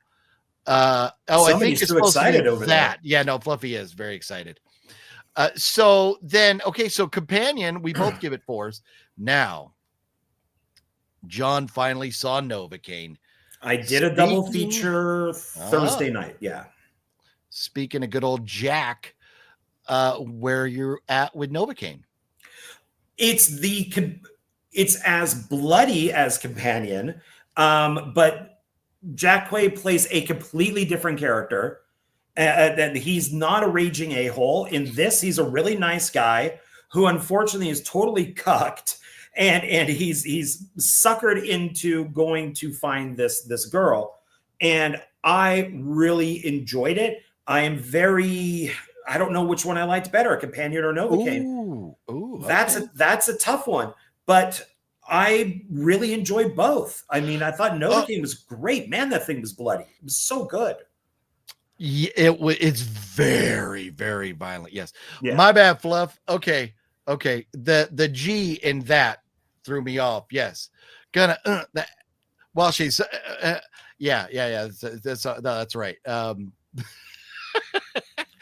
My bad, Fluff. Yeah. No, John, you've got to see Miss March. It's amazing. It really is. Well, that's Terry says Jack Quaid rocked in both movies. I totally agree. He's been in films for frigging ever. We're now just discovering him. I really discovered him on Red Letter Media. He's a big fan of those guys. And right when Scream 5 came out, and was a massive hit, all of a sudden he's on the show. And these guys don't get paid. They only go because they love the show. So now all of a sudden he's been on the show like 2 or 3 times now. And it's like, dude, you're making some big movies and you're on Red Letter Media. That is pretty awesome. Red Letter Media is pretty huge, though. That is a big ass show. So I mean, it's not like they're dropping it, and not like Jack Quaid's dropping in on Horror Movie Monday, but fingers crossed, maybe one day. Yeah, but I'll tell you, Jack Quaid in person is such an amazing, friendly guy. When he was at Creep IE, he was just the coolest dude, coming from absolute Hollywood royalty, the way, with his parents. I mean, it would have been very easy for him to be a stuck-up, conceited Jamie Lee Curtis. Oh, did I say that? Because Jamie Lee, man, she from Hollywood royalty, and it has affected her, who she is. Jack Quaid is a very down-to-earth guy. Well, and Jack Quaid's first movie was The Hunger Games. The very first one. Oh, he's in that. To me, Hunger Games, it's just one slight notch above the Twilight franchise. Like I'm not doing either. Well, it's just saying that's just his first movie. He was in it. Gotcha, yeah. And then I watched like a clip, and he is like a baby in that movie. Like you would never realize it was him unless you knew it. Okay. Yeah. And I only say that because to throw out there that I've never seen those movies. I wouldn't be able to talk about it. I've seen them all. That is, I own them all. I know you do. I've seen all the Twilight movies too, sadly. What are you doing, John? What are you doing with your life over there, John? I don't know. Man. So Novocaine. So, well, then you're saying you don't know which one you like better now. So then what is your score for Novocaine? I'm giving it the same, 4 out of 5. That's what I thought you would do. I might watch Companion if I had the choice over this, only because I am really turning more into a sci-fi guy. But I would still watch Novocaine any day. Yeah. Novocaine for me gets a perfect 5-star rating. Oh, wow. The movie is brilliant. I love the characters. I love the character development. When you have I was dying laughing when him and his buddy that came to help him finally met, and he realizes, like, wait a minute, you told me you were this, gigantic, whatever, he says, you told me you look like Jason Momoa. Yeah. And he goes, kind of. That was hysterical. And then his motorcycle is like a scooter. Yeah. Because he says it's a Harley. So so the comedy is brilliant. The violence is brilliant. The action is brilliant. It's just so good. I absolutely love it. Is right now, it is in my top 5 favorite movies of this year. And I think it's maybe sitting at number 3 right now, maybe 4, but it is definitely in my top 5 of this year. And we've had some good ones.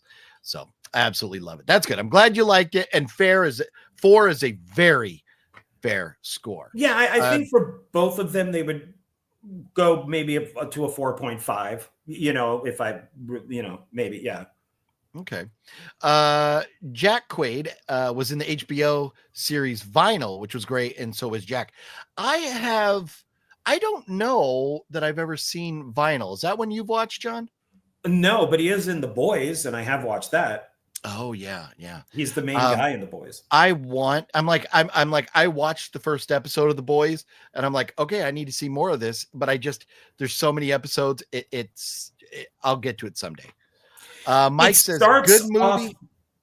It starts off good and then gets very political in the last couple seasons. The guys do not like Trump. So Homelander is basically Trump. So they started off okay, but now it's like, really, guys? Yeah. Okay. Yeah. Maybe I'm saving. Maybe I'm dodging a bullet, not watching it. Mike says, good movie. Twist, predictable. Yeah, a bit. I think, Novocaine, if you could knock something about it, it was maybe we can see where the movie's going. You know, maybe we can kind of predict, but it was such a fun ride. I just absolutely loved it. That much blood, guts, violence, action, and to make me laugh my ass off too. It was just amazing. And So, then go to the very last one, because that one I forgot about that one. So the very last poster. oh, there you go. And everybody's okay. Yeah, so that came out on HBO on the 4th. Yeah. So watch that right in the morning and loved it. I really liked it. Yeah. So, and now I watched it as well, and I really enjoyed it. To go back to Balzer's comment about movies about white man bad, I'm not going to lie. I was a little worried that this was going to have like that type of agenda.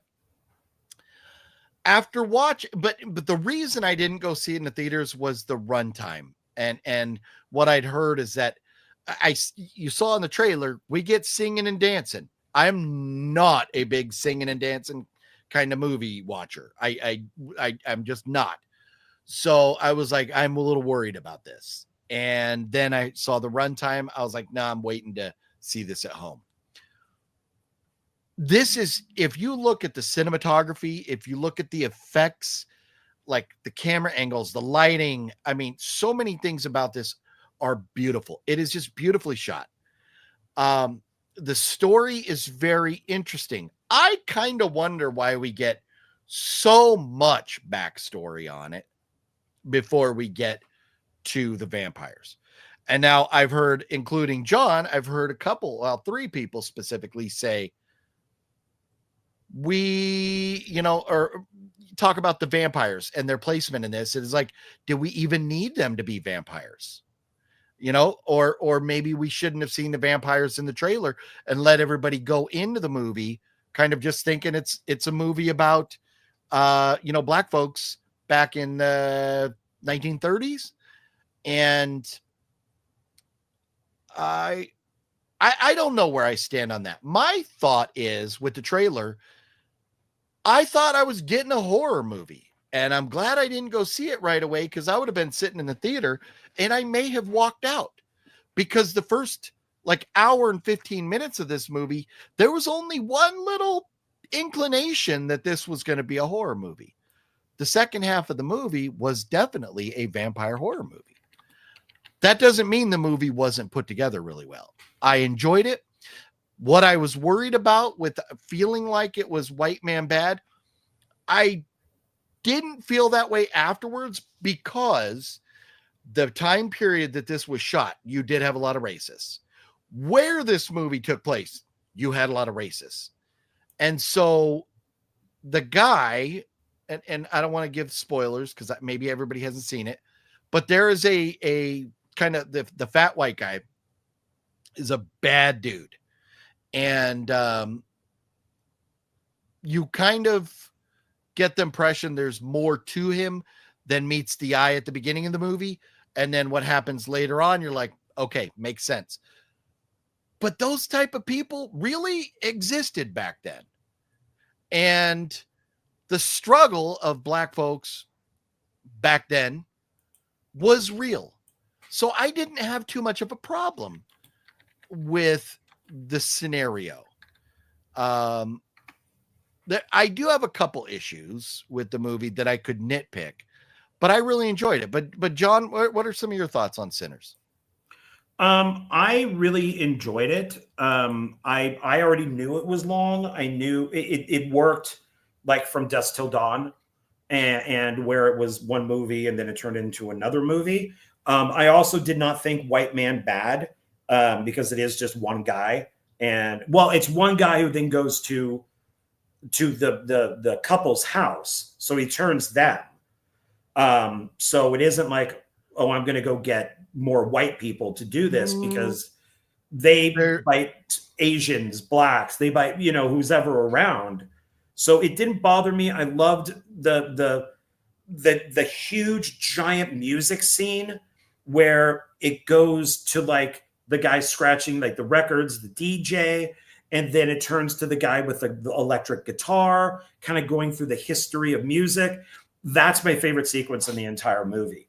So I enjoyed it. I will buy it at some point, but I don't know how often I would watch it, though, because it is very long.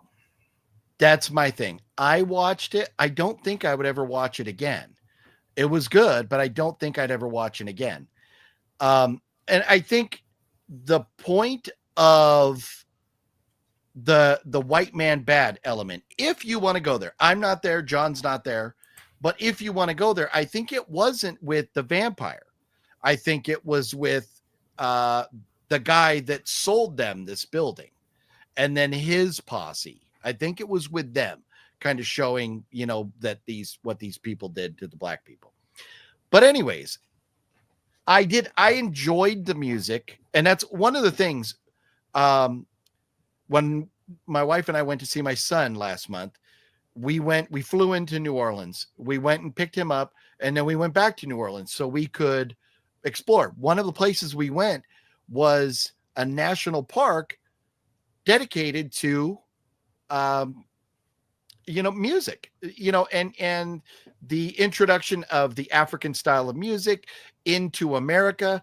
And then the combination of like the African, like the drum beat being, like rhythm and, or whatever, like with the drums. And then you take like, the music from like Europe and bring it in where it's more strings and stuff, and how those two types of musics combined in New Orleans, a few hundred years ago, and have evolved into what, music we have today, or rock and roll and stuff. So, I did enjoy the music elements. If it wasn't a vampire movie, them bringing in all the different eras of music would have pissed me off. But the fact that it was a vampire music, and vampires, live forever, they're timeless creatures, I was okay with that. But the music throughout was good. The guys' voices, they could sing their asses off, and even the one girl that was singing, they were great. But if I'm going to look at like, where do I rank this movie? How do I feel about this movie? I had a couple minor issues. When you have Michael B. Jordan standing there, what are their names again? The two characters, they're Smoke and Stack. Smoke and Stack, I think, right? yeah. So when they pass a cigarette to each other, look at it closely. It's wonky. But I mean, you have two of the same dudes playing. Like I said, I am nitpicking, but if you look at it very closely, that's a little wonky. There's another moment where he's on the floor when the one girl gets killed, and he's having this moment with her, as she's dying. All the action, all the other violence is going on around him. Why didn't another vampire just attack him while he was on the floor having that moment? I understand it was to add drama, but I was just like, my action-centric mind is going, how is he not getting attacked while he's just sitting there? It kind of reminds me of like martial arts movies where I bitch about martial arts, where like we have one guy fighting another guy with a crowd of other people waiting to take their turn. No, dogpile on this guy, fucking take him out. So that kind of, got me a little bit. But so those two moments, and so early on in the movie, when the Native Americans showed up, when the vampire first comes to the white couple's house, and the Native Americans show up, and they're like, where is he? We know you got him, and he's not what you think. And they're like, she's protecting him. She's like, no. We don't have him, and so the Native Americans leave. We never see him again. I loved those characters. I wanted them to come back. That was the last we saw of the Native Americans. I wanted more of them, and we didn't get more of them. So John and I talked about this. It doesn't impact the story. There's no loose ends with it or whatever, but I just kind of thought they would come back, and they didn't. So I just wanted more. And there was a fourth thing that I think I could nitpick about. All my complaints with this are ticky-tack nitpick complaints. It's a great movie. I really enjoyed it. But as much as everybody said, and with the scores it has, I figured I would. So let's see. Jamie says, what's Sinners about? Hopefully you were hearing that. We were just talking about it. You didn't go to the juke joints. Sumo, I don't know what a juke joint is. That's the club that he set up. It's called the Juke Joint. Oh no, I didn't go to juke joints. No, we walked around, went down Bourbon Street and everything, walked around down there, but we were in New Orleans in the daytime. So I want to go back there. I'm like one of these days, like with my brother or something, want to go back there in the evening and just listen to the music and have a few drinks and maybe go to a few different spots. But we were there in the daytime. Robert says, me and Rachel will be going to New Orleans this October. Can't wait. Very nice, Robert. Yeah, New Orleans is great.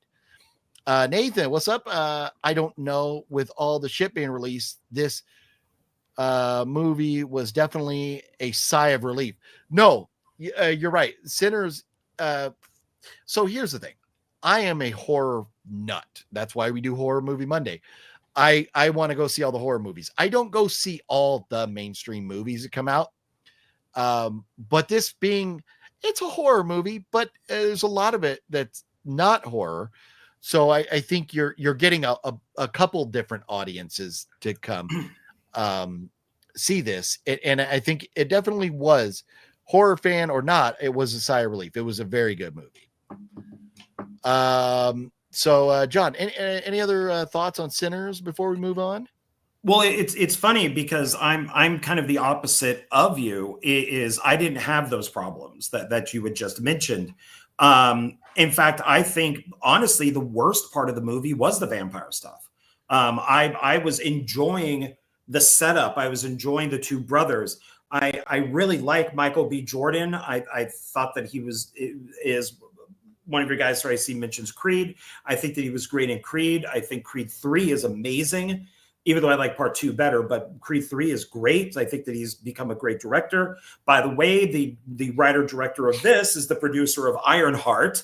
So there's that. Oh, okay. That's interesting. Yeah. But I find this period of time to be interesting because you do have things from like the 20s, like Tulsa, which was, the Black Wall Street Massacre. And then you also have stuff like Rosewood. And these things are very interesting when in this type of time period. And and I've watched plenty of documentaries about those. And so I enjoyed Sinners before it hit the vampires. But I knew that was coming eventually. So yeah. I really, and I thought it was beautifully directed, beautifully acted. Obviously somebody did the research for dialogue because they were speaking in really like a different language. Yeah. Almost. Well, this type of budget, you figured they would. Yeah. Yeah. And so I thought it was an excellent film, except that it is long. And so even if I would buy it because I thought it was a good movie, but I just don't know if I would just sit down and casually watch it. I mean, the director of this, Ryan Coogler, is also the guy who did Black Panther, Wakanda Forever. And so he's very much kind of like he's Black himself, but a very Black oriented filmmaker. So, yeah. Well, see, and that's where, to me, I don't care about that. You give me a good movie, it's a good movie. That's all that matters. I am glad they put vampires in this because, like I said, being a horror nut, I don't know that I would have gone to see this. I don't know that I would have watched it if it didn't have the vampires. But see, like I love, stuff about like the 1930s, Prohibition era, stuff like that. The show Boardwalk Empire on HBO was, essentially during this time, in history. And the stuff going on with all the different, like the different people from different backgrounds and everything going on in that show was very interesting. I really enjoyed it. And then, I mean, it wasn't during that time, but I mean, in Boardwalk Empire, you had Nucky Nucky Thompson, I think they called him, was what's his name. But in real life, Nucky was, I don't know. I got to get all my shit together on that before I start talking about that. But Godfather of Harlem is kind of like one of the characters from Boardwalk Empire. They're not related to each other, but the characters are the same or something. Anyways, but Godfather of Harlem is also great. I don't care about whether it's black or white or whatever. Give me a good movie. And that's where like the show, that whatever that fucking Marvel show is that you just watched 6 episodes of, I'm not going to watch it because it is white man bad, and that's what I can't watch. You give me a good movie like this, I'll watch it all day. I love it. But which is funny with Ironheart, because the writing is so awful. It's black man bad. They don't I don't know if this is intentional or not, but they're all thieves. They're different. It's like black, Hispanic, maybe type of thing, but they're all bad. They're all bad, and a lot of reviews point this out. So, but John, haven't you seen the news where they say, or no, it wasn't the news. It was AOC came out and she said, these people have to steal. Black people have to steal because they can't afford things. So you have AOC justifying it. So stealing is not bad. You're allowed to steal now. So in the fucking weird world we live in. But anyways, I would not have gone to see it if it wasn't a horror movie. So I'm glad it was a horror movie. And yeah, to sit here and say, is this original in the idea or anything? No, I don't think so. But it was just so well done. And adding the music and stuff actually worked very, very well. So glad I finally watched it. Now we need to score this movie. John, where would you score this movie? I am keeping with my scoring, 4 out of 5. And that's where I'm putting it. I'm giving it a 4 also. So it's right up there. It is not in my top 5 of the year, but it's probably like maybe number 6 or 7. So, and this Sinners is one of those movies. It's funny. I saw Fat Samurai Guy on his action film Autopsy. They were talking about a movie called 11. I want to say 11 Sinners now, but it's not. But it's not 11 Samurai. 11 something. But it's like a martial arts movie, and Samurai was sitting there saying that after the movie was over, he just kind of sat there for like 15 minutes, didn't do nothing, didn't talk, just sat there, just kind of took it all in. And I did the same thing with Sinners. When it was over, I just sat there for a few minutes, kind of digesting it, kind of processing it. And it's really good, man. I'm not many movies get me to do that. So I'm right there with you. 4 out of 5. Let's see here. So if I missed any other comments, here we go. Cowabunga, what's up? Is it possible to watch all the Jurassic Park movies in order, skip Fallen Kingdom, and not feel like you missed a movie? That's a good question. What do you say to that, John? Can you skip Fallen Kingdom? Fallen Kingdom is better than Dominion. It's almost like a haunted house movie with dinosaurs. All you really have to know is the studio, Universal, obviously went, oh crap, we made a mistake. We should have never brought the dinosaurs to land. We should have just left them on the island. So this one only references the first movie. I don't remember them referencing anything else. Okay. Unless maybe it was a lab or something like that. But now, are you talking the first Jurassic Park or the first Jurassic World? Park. Okay. They mentioned Alan Grant. And I went, oh, okay. Yeah, I think they're just like, let's get away from this. So knowing that the dinosaurs are now out in cities and all that type of stuff, I guess they're kind of slowly dying off or something. They have to go to the equator. You don't really need to see those two movies. It's kind of a standalone with references. Okay. Nathan says if they kept the vampires out and switched, do this. If they kept the vampires out and switched them with the racist, the movie would get some Oscar noms. I don't see it getting a whole lot now. Probably costumes. I don't know. I still see Sinners getting some awards. I could see it getting like award for best score. I could see Michael B. Jordan being up for best actor and best supporting with it because he played two parts. Yeah.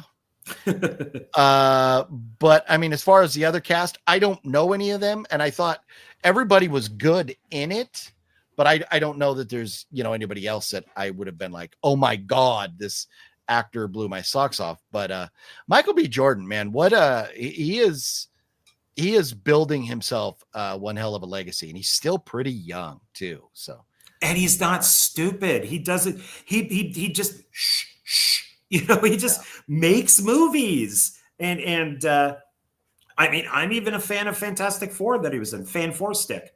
When he played Johnny the Human Torch. I actually liked that movie, so I thought he was good in it. There you go. And Tona says, what time period does Sinners take place? 18th or 19th? It's actually 20th century, right? No, yeah. Well, Sinners takes place. Well, I'm saying no, it's not 18th century. No. Yeah, it would be. It's like the 30s. Yeah. Yeah, like 1930s. Which would be the 20th century because we're in the 21st century now. Yeah, so it would be 20th century. It was like 1930s, in between World War I, World War II, like during Prohibition era. Yeah, 1930s is what it says here. It doesn't give an exact date, but just says 1930s. Sean 420, thank you, sir, for reminding us that indeed it's vamp time. It is vamp time, baby. Gotta love some vamp time, man. I need to find this movie called Thursday that does star Tommy Jane, and I can never find it. I keep looking for it. I haven't found it yet. Blackbeard, what's up, Blackbeard? Sinners was the Temu Black version from Dusk Till Dawn. Very boring. The signing was cringe and annoying. The fact that the vampires need to get an invitation into the club at the door was idiotic. Well, I will accept you not liking it. But the vampires have to be invited in. They're not allowed to go into a building. And that goes back to what's the movie even with not little kid, but the teenager who sees his neighbor's a vampire. Well, Fright Night. Thank you. Yeah. And the mom invites him in and everything. So like even Fright Night really, goes down that avenue, talks about that, how vampires have to be invited in. Yeah. I even saw a movie recently where they said that the vampires can be uninvited. Oh, so okay. There's always different lores, people make up just like zombies. Yeah. Mm-hmm. Yeah. But yeah, normally if there's a vampire, you have to invite them in. So that's tradition. That's a regular thing. So, same rule applied in Lost Boys. Yes, correct. So now, so here's a question. And I think the actor's already picked out, but we have like an image of a new Blade movie, getting a new Blade character. I don't think it's not going to be Wesley Snipes, but if they made a new Blade, and I don't know who the actor is, but maybe it's more of a statement than a question, but I would kind of be okay maybe seeing Michael B. Jordan play Blade after this role. I think Michael B. Jordan could knock Blade out of the park. I think he would do great. Yeah, I would. Yeah, I could see that. Yeah. Yeah. I don't know why they can't make a Blade. It just, they're so fucking stupid, but it would make money. Not with the script they were going to go with. Yeah. But which was Blade is in the background and it's his daughter.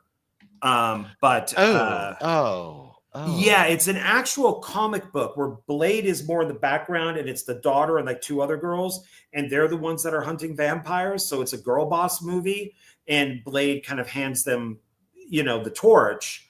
And so that's what they wanted to do. So yeah. it's a woke, girl power film. But if they kept it with what they did with Wesley Snipes, I think Michael B. Jordan could do it. Sure. Yeah. I can't find it, but recently saw something, or maybe it was this. Let's see. Published June 15, 2024, a year ago. No, we'll be losing the second director. No, so it wasn't. But anyways, I recently saw a picture of like a Blade kind of something going on with Blade, but it wasn't Wesley Snipes. But hey, I think Michael B. Jordan would be great. I'm blanking on who they had in there. Like 2-time Academy Award. He's in Jurassic World. I'm blanking on his name. He's a great actor. Who was going to play Blade? God, I'm blanking. He's got the one I'm seeing. He's got like it's a very African name.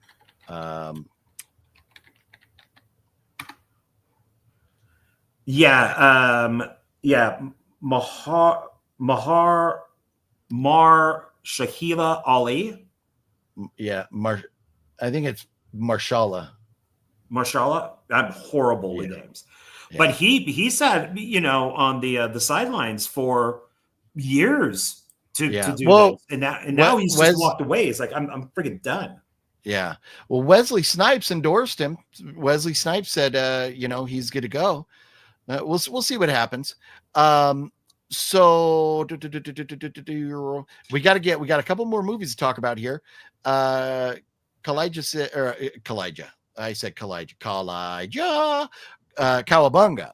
pardon me, says, yeah, I liked Dominion more than is it Forgotten Kingdom because of the Wolverine dino, and the Carnator wasn't a doormat for Rexy to step on.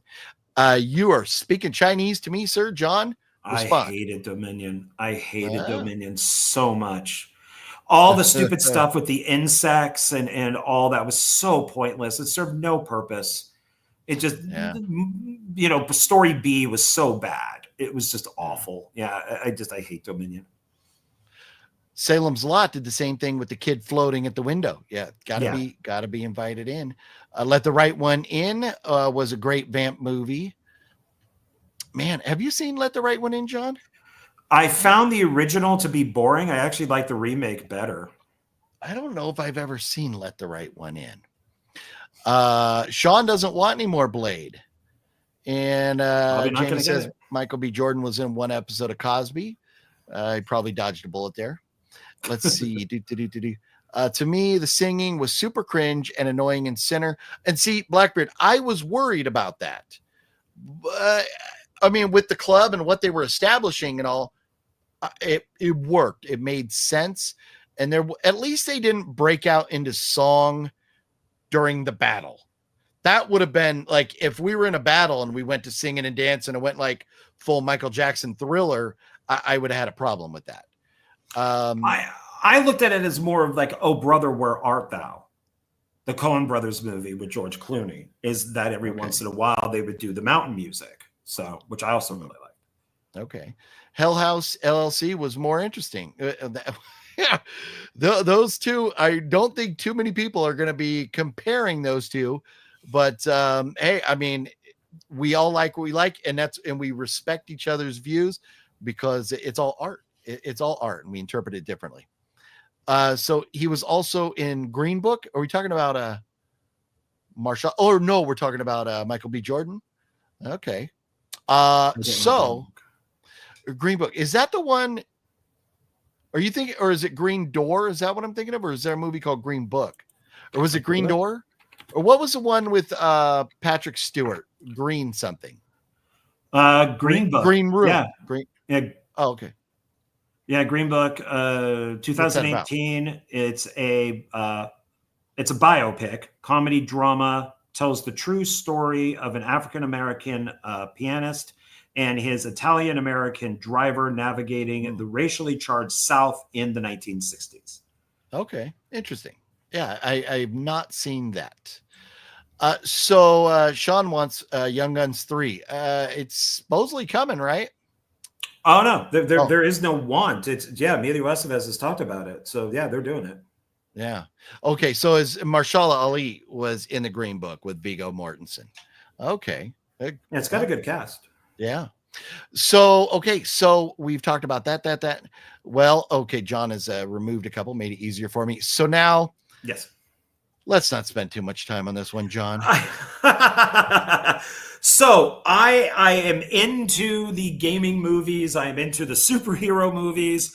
And so I said, what the hell? I've seen some videos saying this is a perfect family film. This is a perfect gaming movie.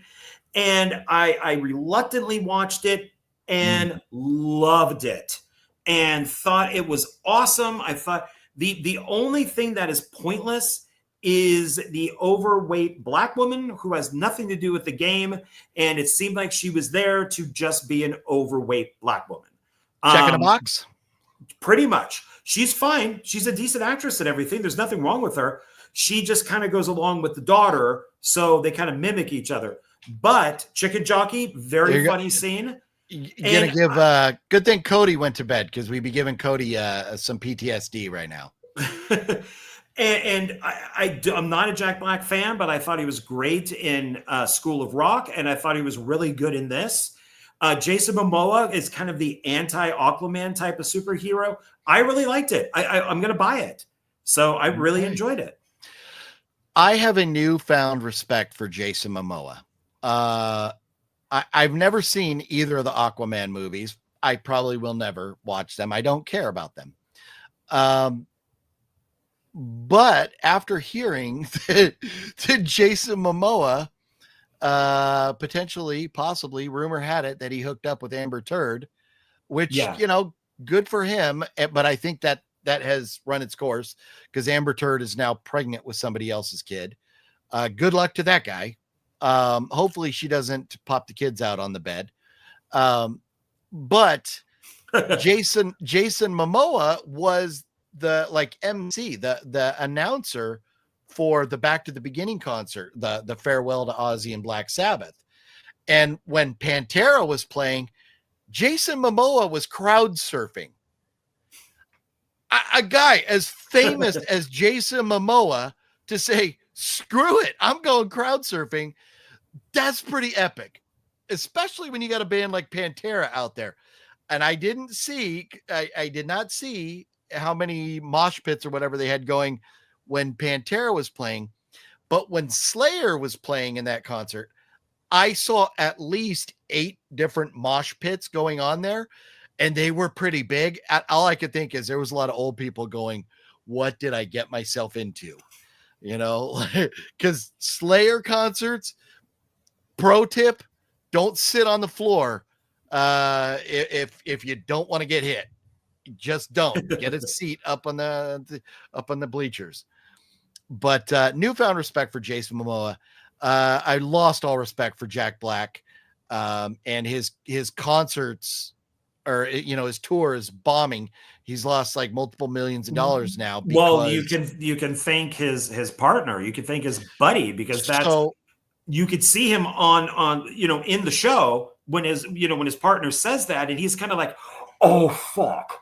And then, but he never comes out and says, and he doesn't have to say, vote for Donald Trump. He doesn't have to say that, but he should have at least come out and went, oh, dude, bad joke or bad timing or something. But for Jack Black to stay silent on it, I did not appreciate that. I don't like. I think he's liberal and so I don't think that he wanted to. I don't think he didn't want to say anything. He just said, maybe he's one of those actors that I don't need to be really political. Well, until his partner was an idiot. That's where you need to, if you know, and that's like, John and I, we have had conversations for years now. We have spent way, way too much time talking politics and not here, but when having good conversation, but essentially wasting our lives because we go vote and that's all you can really do. But if Jack Black knew that the partner was, this far left guy, they should have had conversations maybe the day after the assassination attempt or whatever. But to come out and say, like, don't miss next time or whatever, I that is, it's as bad as Kathy Griffin coming out with the Trump head cut off. And I'm sure there's people on the right that do that kind of shit, to the people on the left and everything. None of it is okay. Conservatives did. They hung black dummies of Obama and set them on fire. They were on a noose. It goes on. None of that's okay. Yeah. But those people doing it, for the most part, didn't have the celebrity status of Jack Black or Kathy Griffin. And so I was waiting for Jack Black to put out a statement just going, it was a joke. It was bad timing. We kind of regret the joke. Something like that. I didn't need him to flip political views, but just to say like, all right, maybe the joke was in poor taste. But he didn't. But I've never been a huge Jack Black fan as it was. But because he's the same guy in every character. He's Melissa McCarthy. He's a male Melissa McCarthy. He is the same character in every movie. And so I've never been a big Jack Black fan. I didn't dislike him up until now, though. So hard pass for me on Minecraft. I didn't think that you would ever watch it anyways. Yeah. Jason Momoa is a huge hard rock metal fan. Yeah, I did not know that before now, but that is awesome. Jamie Norwood says, how you doing today, John? I'm doing good. Thank you. And thank you for being here. Thanks for asking. House of GFAM says, Momoa definitely had fun at the Aussie show. Jack Black did a great rendition of Mr. Crowley. Oh, was Jack Black there? It was pre-recorded and sent him for the concert. Okay. And I mean, I can see, Jack Black with the School of Rock and stuff. I can see, something like that working there. Shallow Hal. I enjoyed Shallow Hal. I remember seeing that movie and I thought it was pretty funny. There are a few Jack Black movies like School of Rock and stuff that I enjoyed, but maybe, I'll change my tune on him someday, but Minecraft is not going to be the one to put me over the edge. Robert C. in Ballerina. I loved the scene with the flamethrower. That was awesome. I'm telling you, I was sitting in the theater seeing those flamethrowers and I'm telling myself, John is going to lose his shit. He is going to absolutely lose his shit. I love flamethrowers. Wasn't that, dude, dueling flamethrowers? Not just one, but you had two of them. Oh my gosh. Yeah. Love it. Yep. Love that movie. Lisa Bonet from The Cosby Show was married to Jason and Lenny Kravitz at one time. Maybe not at the same time, but Jason Momoa was married to Lisa Bonet. Lisa Bonet, man, when I was a kid, man, The Cosby Show was on. Lisa Bonet, man, when she was younger, man, she was a looker. Yeah. So we're moving on now to something that we need to talk about because we are a week and a half away from getting to see I Know What You Did Last Summer, the new one. And so John and I both watched I Know What You Did Last Summer this weekend. And John, I'll let you kind of talk about it first. I realized that through watching everything that I didn't watch any 4th of July movies, and going out and seeing all the fireworks and everything. I'm like, I got to watch something. And I normally do watch at least one of the I Know What You Did Last Summers. I liked all three of them. Yes, I am a fan of Always Know What You Did Last Summer. I might be the only one, but I did watch. Yeah, I wanted to watch at least one or two of them. And so I did a back-to-back thing, especially knowing that the requel is coming up. So, yeah. So I have not seen I Know What You Did Last Summer since it came out. We're talking easily 20 plus years. I mean, oh wow, when this came out, what, 97 or something, 98? So I mean, it probably has been 26, 27 years since I've seen this. But I enjoyed it. I love the way it starts off with, and it's funny because the movie obviously takes place on the East Coast, but the beginning, they're flying over the California coast, the Central Coast, showing all these cliffs and everything.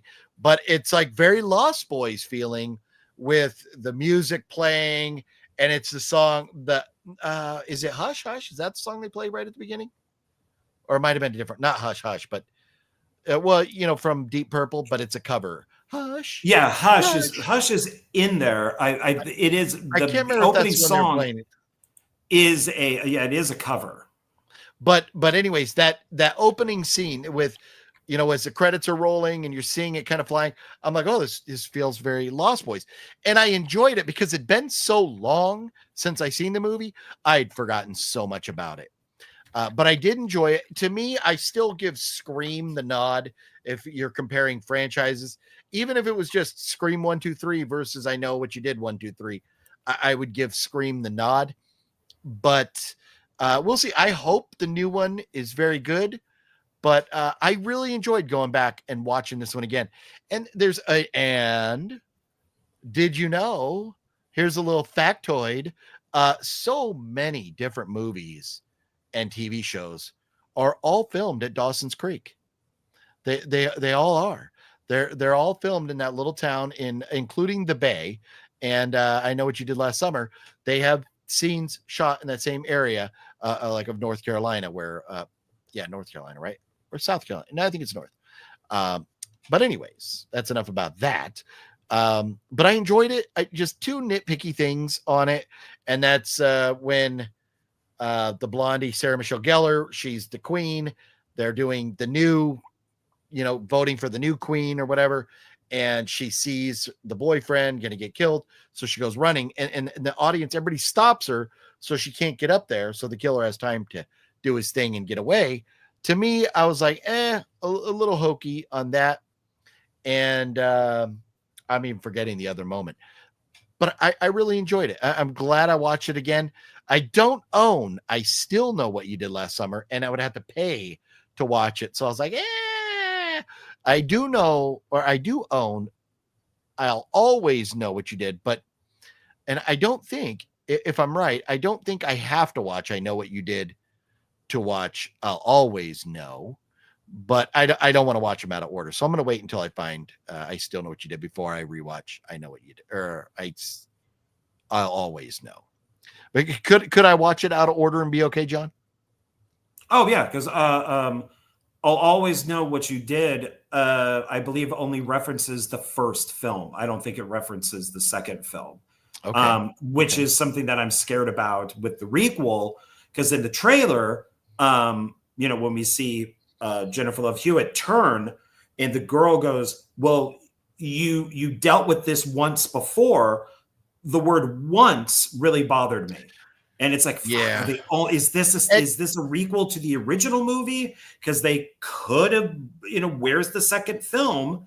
And I'm really hating that they're doing this type of stuff, because I really like the second film. So, well, hopefully her saying once is just an expression, a phrase, poorly executed dialogue or something. And hopefully they do acknowledge the first two, but we'll see how it goes. Antonis is excited for I Know What You Did Last Summer. And I am looking forward to it.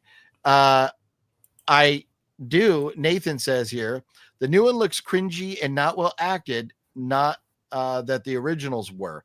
No, there was, some moments, in part 2 or 3 that, John could talk about more, but I am with you a little bit. I get it, what you're saying there, Nathan, because when I watched the trailer for the new one, I'm like, oh no, I want a new I Know What You Did Last Summer, but the supporting cast, they don't look like very good actors. So we'll see. The trailer does not thrill me, but I am excited to see it. So where are you with that? How do you feel about the trailer for the new one? They had it in front of Jurassic World, and I didn't even realize it was I Know What You Did Last Summer until which is maybe the point that they were giving, until she opens the letter and then it says it. I do like that both Jennifer Love Hewitt and Freddie Prinze Jr. are back. I like that. This whole time period, this 90s thing really starting with Scream, I'm a big fan of. I like the way they do the posters. They all kind of have this thing with the actors. Scream did it, and a lot of the movies did this with posters. So I'm a big fan of this film. I like The Fisherman. I don't think that he'll ever be as big as Jason or Freddy or anybody like that. I do like the actor who plays him because he's in both films. He's, parts 1 and 2. So I like it. It's not the book. The author of the book tried to sue them. Who would write so the book came out before the movie? Oh yeah, the book is older. Yeah. Okay. I can't imagine. I see a movie like I Know What You Did Last Summer. Who would go like, I need to read that book? It's like a young person novel or like a young reader novel. Like Scream. I'm never fucking reading Scream. Silence of the Lambs or The Shining. I'll read those books. Scream. I Know What You Did. I don't need to read Halloween. I don't need to read Friday the 13th. And that to me, that's funny that there is even. But I guess if the movie's based off the book, it makes sense. Yeah. So I liked it. But the funny thing is that, Scream is actually a spoof. And, it's kind of a scary movie in a way. So it makes fun of and breaks down all these slasher movies to where I Know What You Did Last Summer really shouldn't exist. Because once you do the parody of things, you really don't. It shouldn't have been as big as it was, but it was. Like you have Abbott and Costello meet Frankenstein, and that kind of ended it until Mel Brooks did Young Frankenstein. Yeah. So Well, if there was no Scream, I don't think there'd ever be a I Know What You Did Last Summer. And if Scream didn't come back, I Know What You Did Last Summer would not be coming back. Correct. The Balzer says the new one looks like dog shit. I'm sure you two will love it. So we'll see. Maybe there's an out of the theater dual rant reaction video coming. We'll see. But we're going to check it out. The song Hush was written by Joe South and originally recorded by Billy Joe Royal, but Deep Purple's version tends to be a popular. Yeah, I don't know the history of the song. I just knew it was Deep Purple, but it is somebody else that plays. It's a cover in the movie. And when I posted on Instagram the post about this live stream tonight, I used the cover song, the song from the movie, as a teaser to something we were going to be talking about. So so John watched that. So I Know What You Did Last Summer. What's your score on I Know What You Did Last Summer? 3 out of 5. And that's exactly where I am. 3 out of 5. I was like, it's so well put together and everything that I feel like I'm like, maybe I need to go to 3.5, but I don't think I can go there with some of the other things that I rank 3.5. See, I'm surprised that you like this as much as you do, because Ryan Felipe is just a raging asshole through the entire movie. I mean, these friends would never hang out with each other. Don't get me wrong.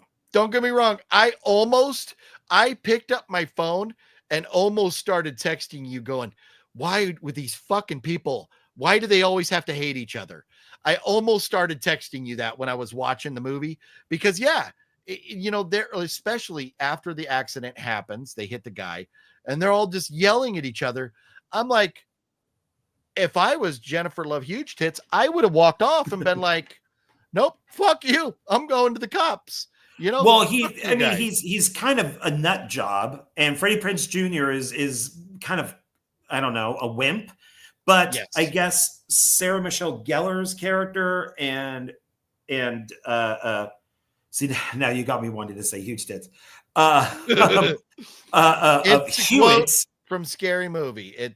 Anna Faris says it in Scary Movie. I couldn't get all the way through without just thinking of that. And so with Jennifer Love Hewitt, there we go. They're supposed to be really good friends. So I guess the three of them just put up with him. With the boyfriend. Yeah. And so they're going to stay away from him because he's just a nut job. It's, that's why I was able to kind of ignore that, because yes, you have two couples. One of the boyfriends is a real dickhead and you could have explored that more. Like you could have had, Jennifer, whatever her character's name is, go to, to Sarah's character and say like, why do you deal with this asshole? But we get into the movie so quick where the accident happens so early on, there's not really enough time to explore their friendship and her questioning her friend's dickhead boyfriend. But you could have. And he does defend her. He does defend, Sarah Jessica Gellar's character. So, he's sitting there on the float. He's she's like, look over there. And he races. So you said Sarah Jessica Gellar. Oh, oops. I may have said it too, and you just didn't catch it, but Sarah Michelle Gellar. Sarah Michelle. Or as Howard Stern says, Sarah Michelle Gellar. So, okay. That's funny. So anyways, yeah, so I watched that. I give it a 3 out of 5 also. John, you did watch I Still Know What You Did Last Summer, right? Yes. Now, if you go back to the other poster for a second. Okay. Something happened. Hold on. Bink. There we go. So what is prominent in this poster? What is very huge right next to the name? Yeah. Jennifer Love Huge Tits. Yeah. Yes. So now go to the other poster. Let's see here. What is really huge? What are we selling here? Yeah, no. It's definitely, we're competing at the time with Nev Campbell. We're definitely competing with Nev Campbell. And I mean, we could put up a poll question: who is the more attractive girl, Jennifer or Nev? And Jennifer gets my vote all day long. Nev gets I'm a huge Nev Campbell fan. She's in my top 5.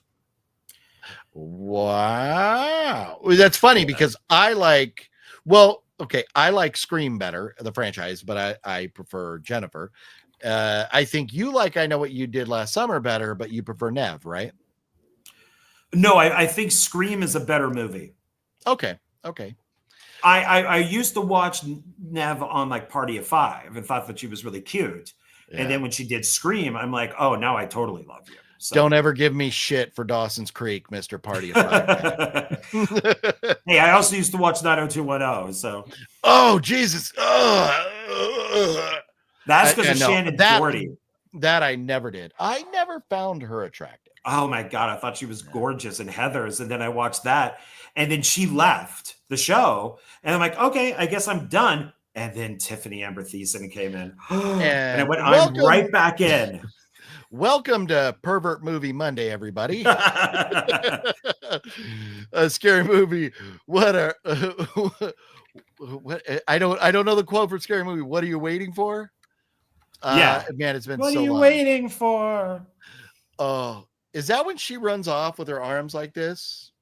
I don't know. I don't remember. Yeah, she does this, and the camera goes right above her, so you can look right down her shirt. Yeah. Okay, yeah. What are you waiting for? And then she did the same thing in this one. Well, yeah, because I know what you did last summer. Yeah, she's in the street spinning around. Yeah. Oh, that's funny. Okay. Yeah, and this film does have an uncredited Jack Black in it. Or the first one? Still. He's the I don't know exactly what he is. I guess he like cleans rooms or something, but he's a pot dealer. He's like a big stoner, so he has dreadlocks and all that. Okay. But he has he actually does a great job dying. So I'll give him credit for that. His is one of the best. And for those who don't know, Jennifer Love Hewitt sings in this. Why? They have Brandy, who doesn't sing, but they have Jennifer Love Hewitt singing. Why is that? Because at this time, she was a massive singing star in Japan. Like massive. Jennifer Love Hewitt was? Yeah. Really? She was huge. Yeah. I did not know that. I did not know that. Nathan says Florence, I don't know how you say her last name, Pugh is my crush. She is gorgeous. Yeah, she is amazing. What is she? She was in Oppenheimer. I'm looking. She was in Hawkeye. I've only seen Oppenheimer. Well, Dune 2. Oh yeah, she's a Marvel person. Yeah. Okay. Yeah, it looks like she's in Thunderbolts. Okay. Mr. Bones, what up, Mr. Bones? How you doing tonight? Mr. Bones. Uh, Jack Black is so ridiculous as the Rasta guy. Oh, he's awful, but it's hilarious as of how bad he is. But he gives the most authentic death scene. Like you actually feel sorry for the guy. That's yeah, man. I'd have to go. I don't know that I've ever seen I Still Know What You Did Last Summer. Maybe I have, maybe I haven't. I have to. I would have to go back and watch. Yeah, I think these three, like, the first one is the fishing, town. The second one is on the island with the hotel, and then the third one is at the ski resort during like off season. So it's like half snow, half rock.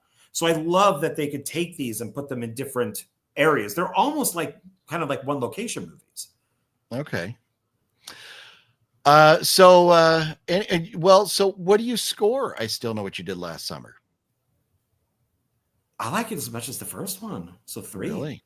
Okay. Yeah, because the I Know What You Did movies, you start off, the first one has like like a 5.8 or something.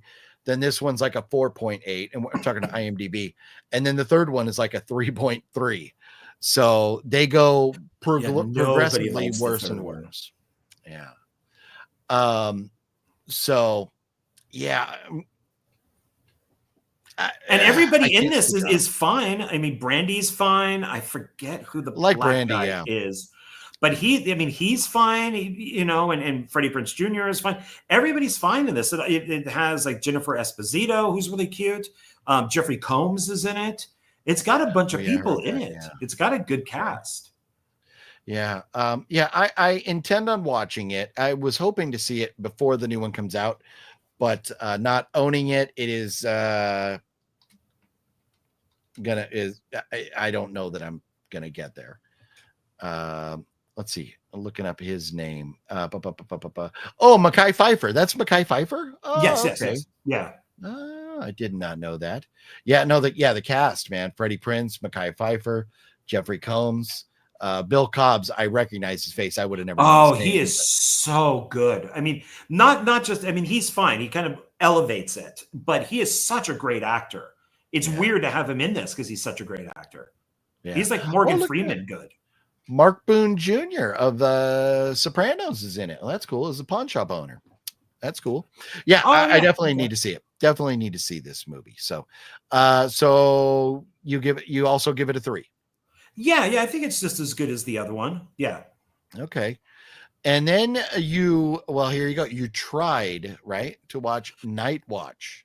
Yes, I purchased Night Watch a while back. I just got Day Watch. There's supposed to be a third one, Twilight Watch, which has not been made. These are Russian movies that deal with the supernatural, superheroes, all this type of stuff.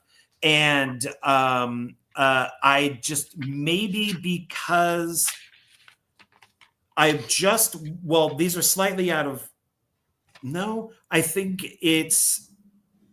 these might be slightly out of order, but I went to go see Rebirth. So I was in kind of a dinosaur mood. I was, from that, because I didn't totally hate it. I put on Night Watch and I'm just like, I'm just not into this.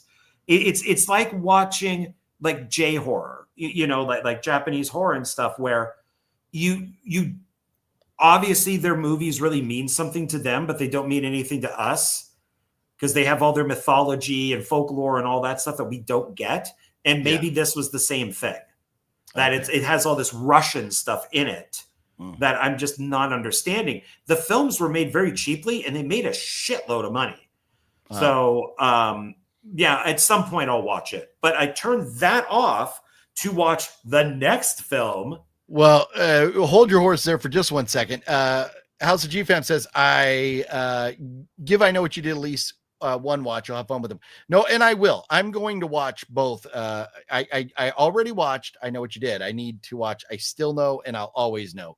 I will definitely check those out. And a TV show, I can watch a TV show. It's available for free on Amazon. It's awful. Yes, and so I don't know if I'll go that way, but I just didn't want to spend the money. Maybe I will. Since got some super chats and stuff now, maybe I'll drop the money to check it out.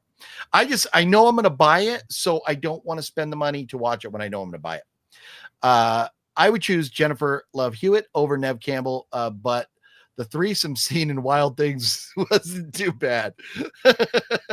Yeah, that's a funny film, and Denise Richards gets nice and naked, but Nev doesn't. She doesn't get naked until later.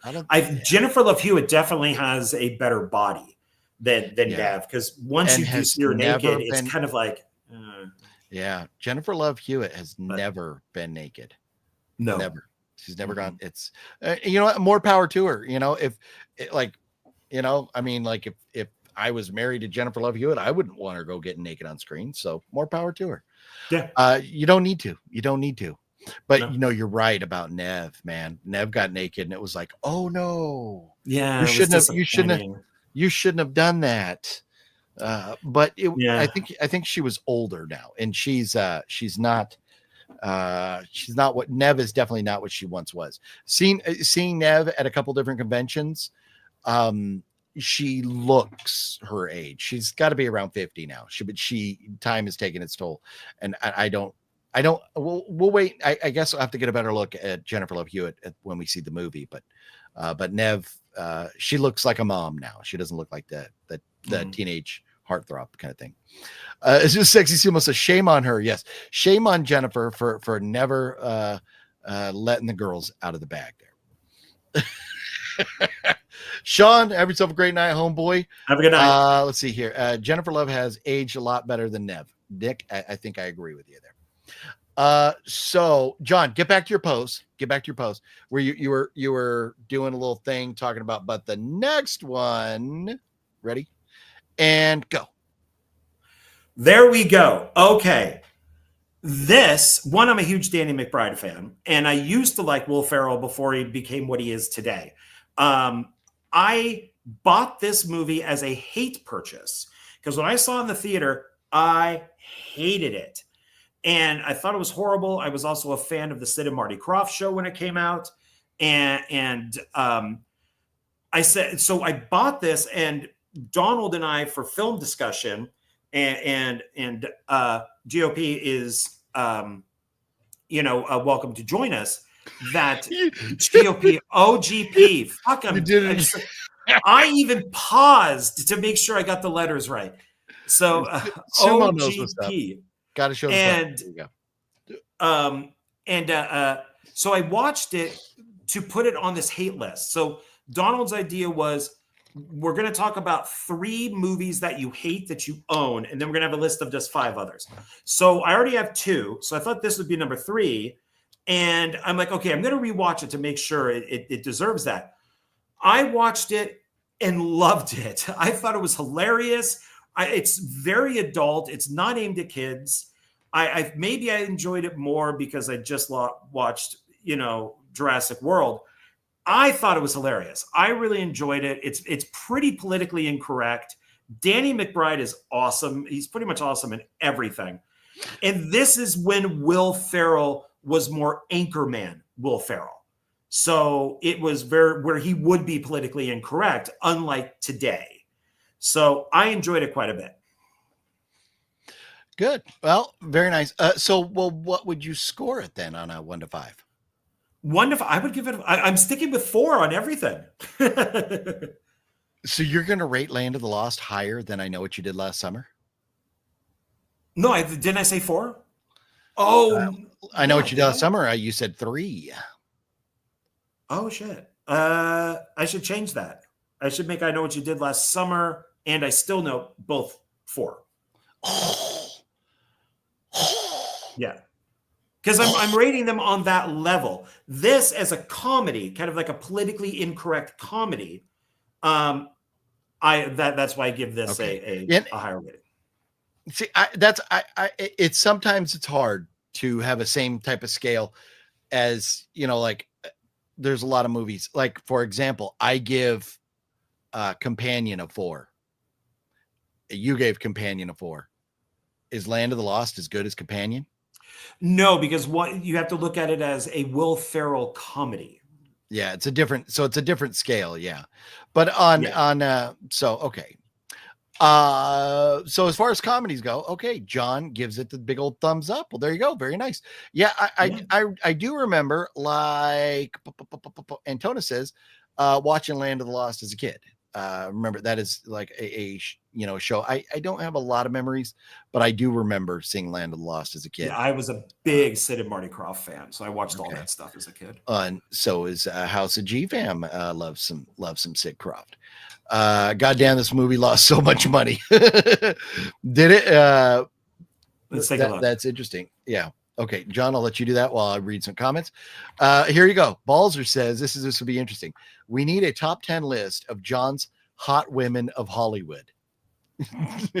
Okay, I can actually prepare that for next week. Yeah, there you go. That's okay. actually that's fairly easy. So yeah. Fluffy says Danny was great in Arizona. Yeah. And so I was telling Fluff I wanted to watch horror. I just didn't feel like comedy at all.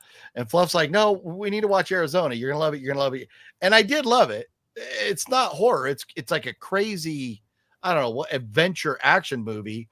But Arizona is pretty wild. But yeah, Danny McBride is fucking great in that as well. The best thing he ever did was This Is the End.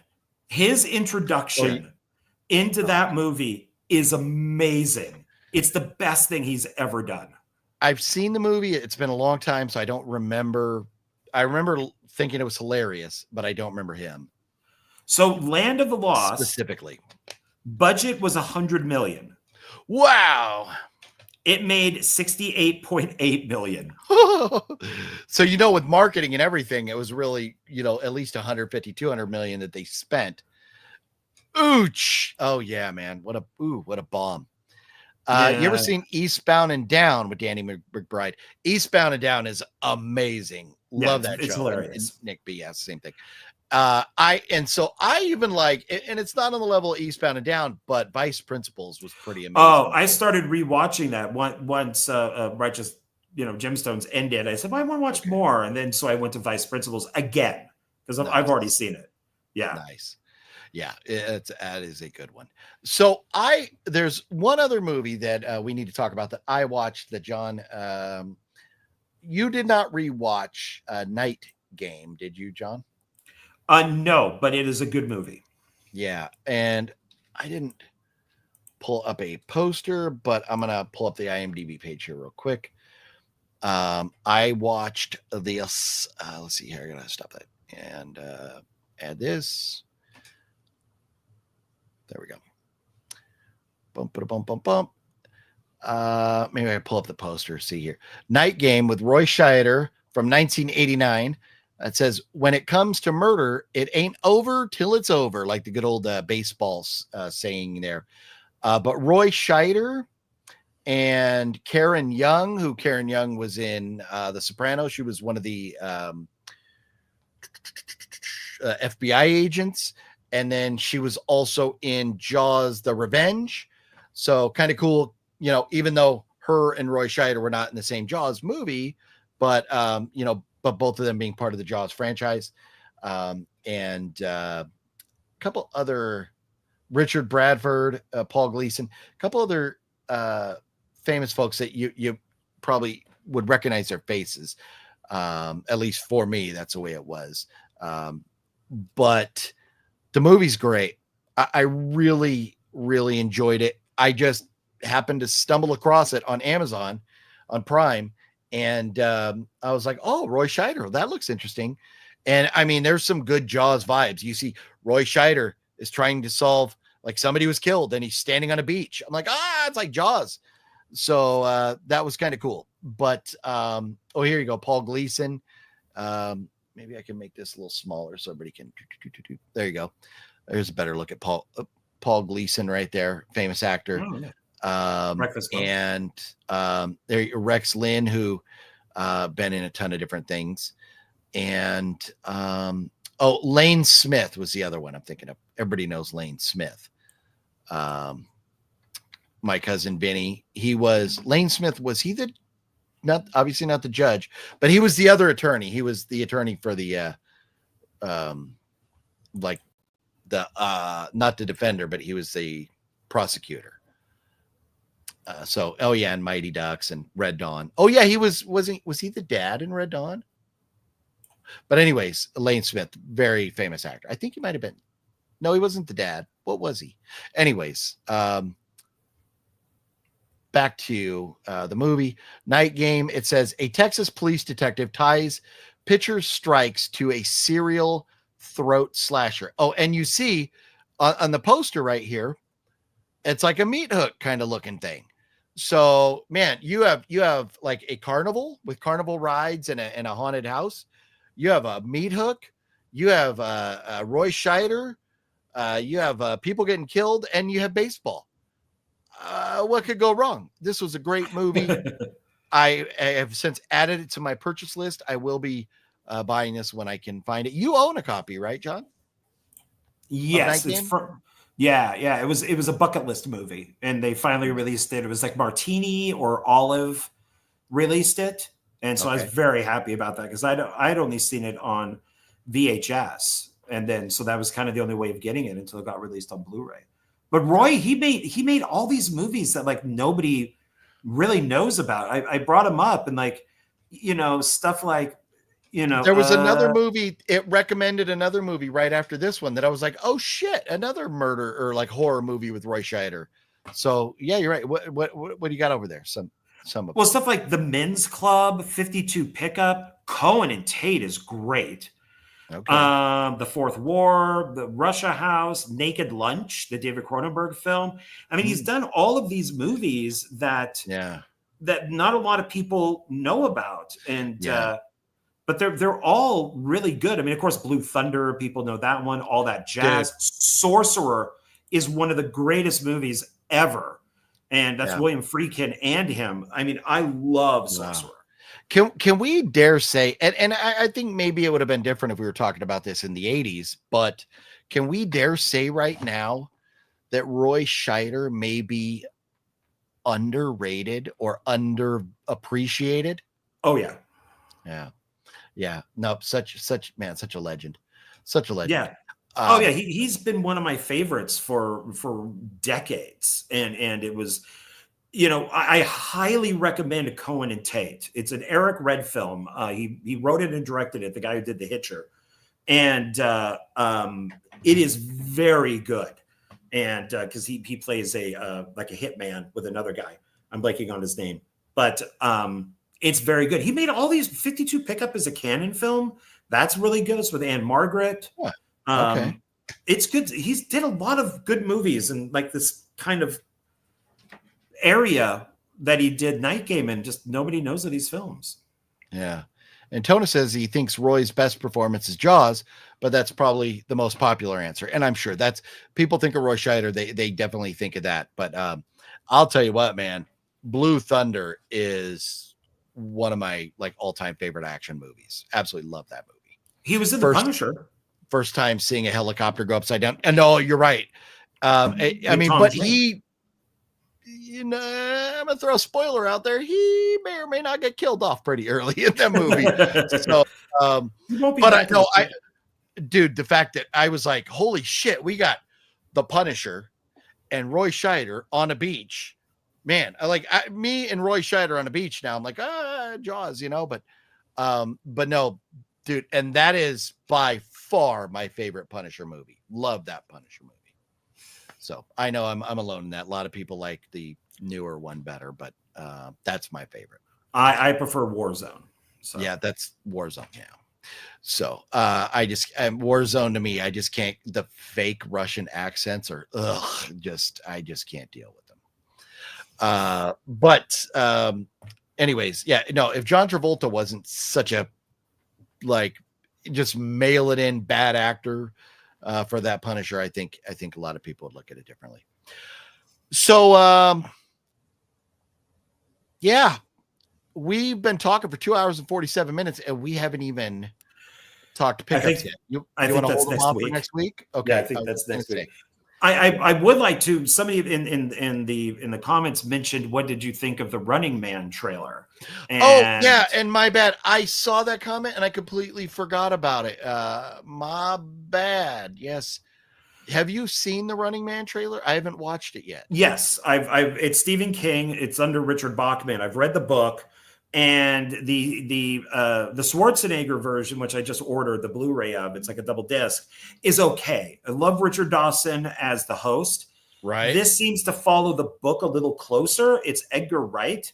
So it's going to have that Shaun of the Dead, Hot Fuzz kind of humor to it. And it could be okay. It could be all right.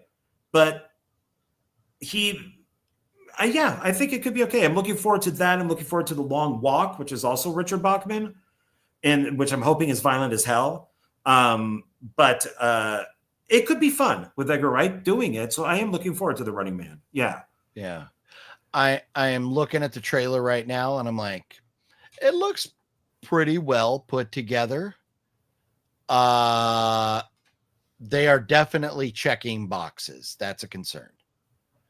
But it looks pretty well put together. What is the production company? Do you know? I don't. I can look it up though. Let's see. Yeah, because it doesn't look. It says Paramount. So Paramount Pictures. Okay, interesting. It looks like it doesn't look like The Asylum or anything, but it doesn't also look like Marvel or something like that. Yeah, I mean, I'll definitely be watching it, but I'm not going like, oh man, I can't wait for it. So, but it's one that we'll definitely be talking about at some point. So yeah, I like the book, so I'm hoping it's closer to the book than the last one. But Schwarzenegger is good in the last one. Yeah. So let's see. Has everybody hit that thumbs up button yet? Because that would mean a lot to us. Let's see here. Hit that, please. Hit that, please. Yeah. Hit that, please. Sitting at a 26 thumbs up right now. 1 or 2 or 12 more would be nice, but we'll take 26. Yeah. Yeah, I think, man, coming up on 3 hours, I think it's time to hit the hay or just go home at least. You don't have to go home, John, but you can't stay here. Damn it. I'm 4 hours away. Yeah.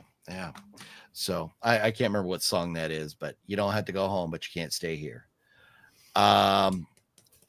Yeah, I'm trying to think if there's anything else we have to talk about real quick. We never really dove. There was a list on Bloody Disgusting.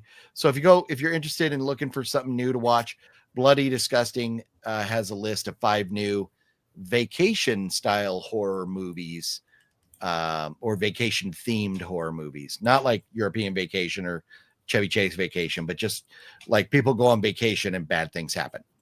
So there's a Nobody 2. So cannot wait for Nobody 2. Oh my God.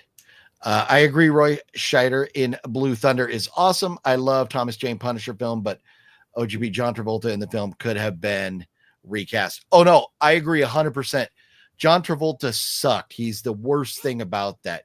He totally just mailed that role in. He really killed that movie. But Thomas Jane, man, that some of the action and fight scenes and stuff are just so good. And I love the backstory. You actually got to see, him lose his family. It's crazy. It's crazy. So, anyways, I think we're ready to go home. John, anything else? No, that's it. Right. We should be putting up a new video at some point. Oh yeah. So, you had your rant. Do you have anything else up your sleeve right now, or? I really need to start my Marvel videos. I want to do one a week, going through every phase and every section, like the imprint comics, which would be like Kick-Ass and Kick-Ass 2 and all things Marvel, but go off of what Wikipedia has it listed as. So kind of go down that. So starting with Howard the Duck and then going all the way up to, I guess it would be Fantastic Four. Well, good luck with that, sir. Yeah, it's a lot, but at least it's a video a week. It is a lot. Yeah. Oh yeah. Yep. Well, then I think we're going to go home. Same bat time, same bat channel next week, everybody. Horror Movie Monday. Join us for that. And then, for me, that 2 days after that, live stream out there in Las Vegas, Nevada. Should be having a lot of fun hanging out with Fluffy Gamer. It's been a while since I've seen Fluff, so it's going to be a lot of fun. Looking forward to it. Yeah. So that being said, have a good night, John. It's been fun. You. Yes. And have a good night, everybody. we will see everybody on the next one.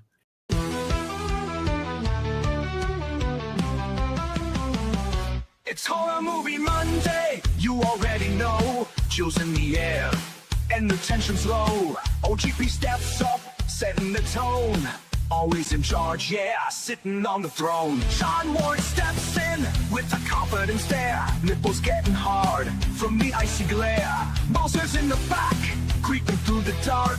Lurking in the silence like a phantom arc. It's Horror Movie Monday, lights down low. Screens on the screen, let the madness flow. We laugh, we jump, we scream, we play. Every week it's thrilling in a twisted way. What's your favorite scary movie? Fuck you!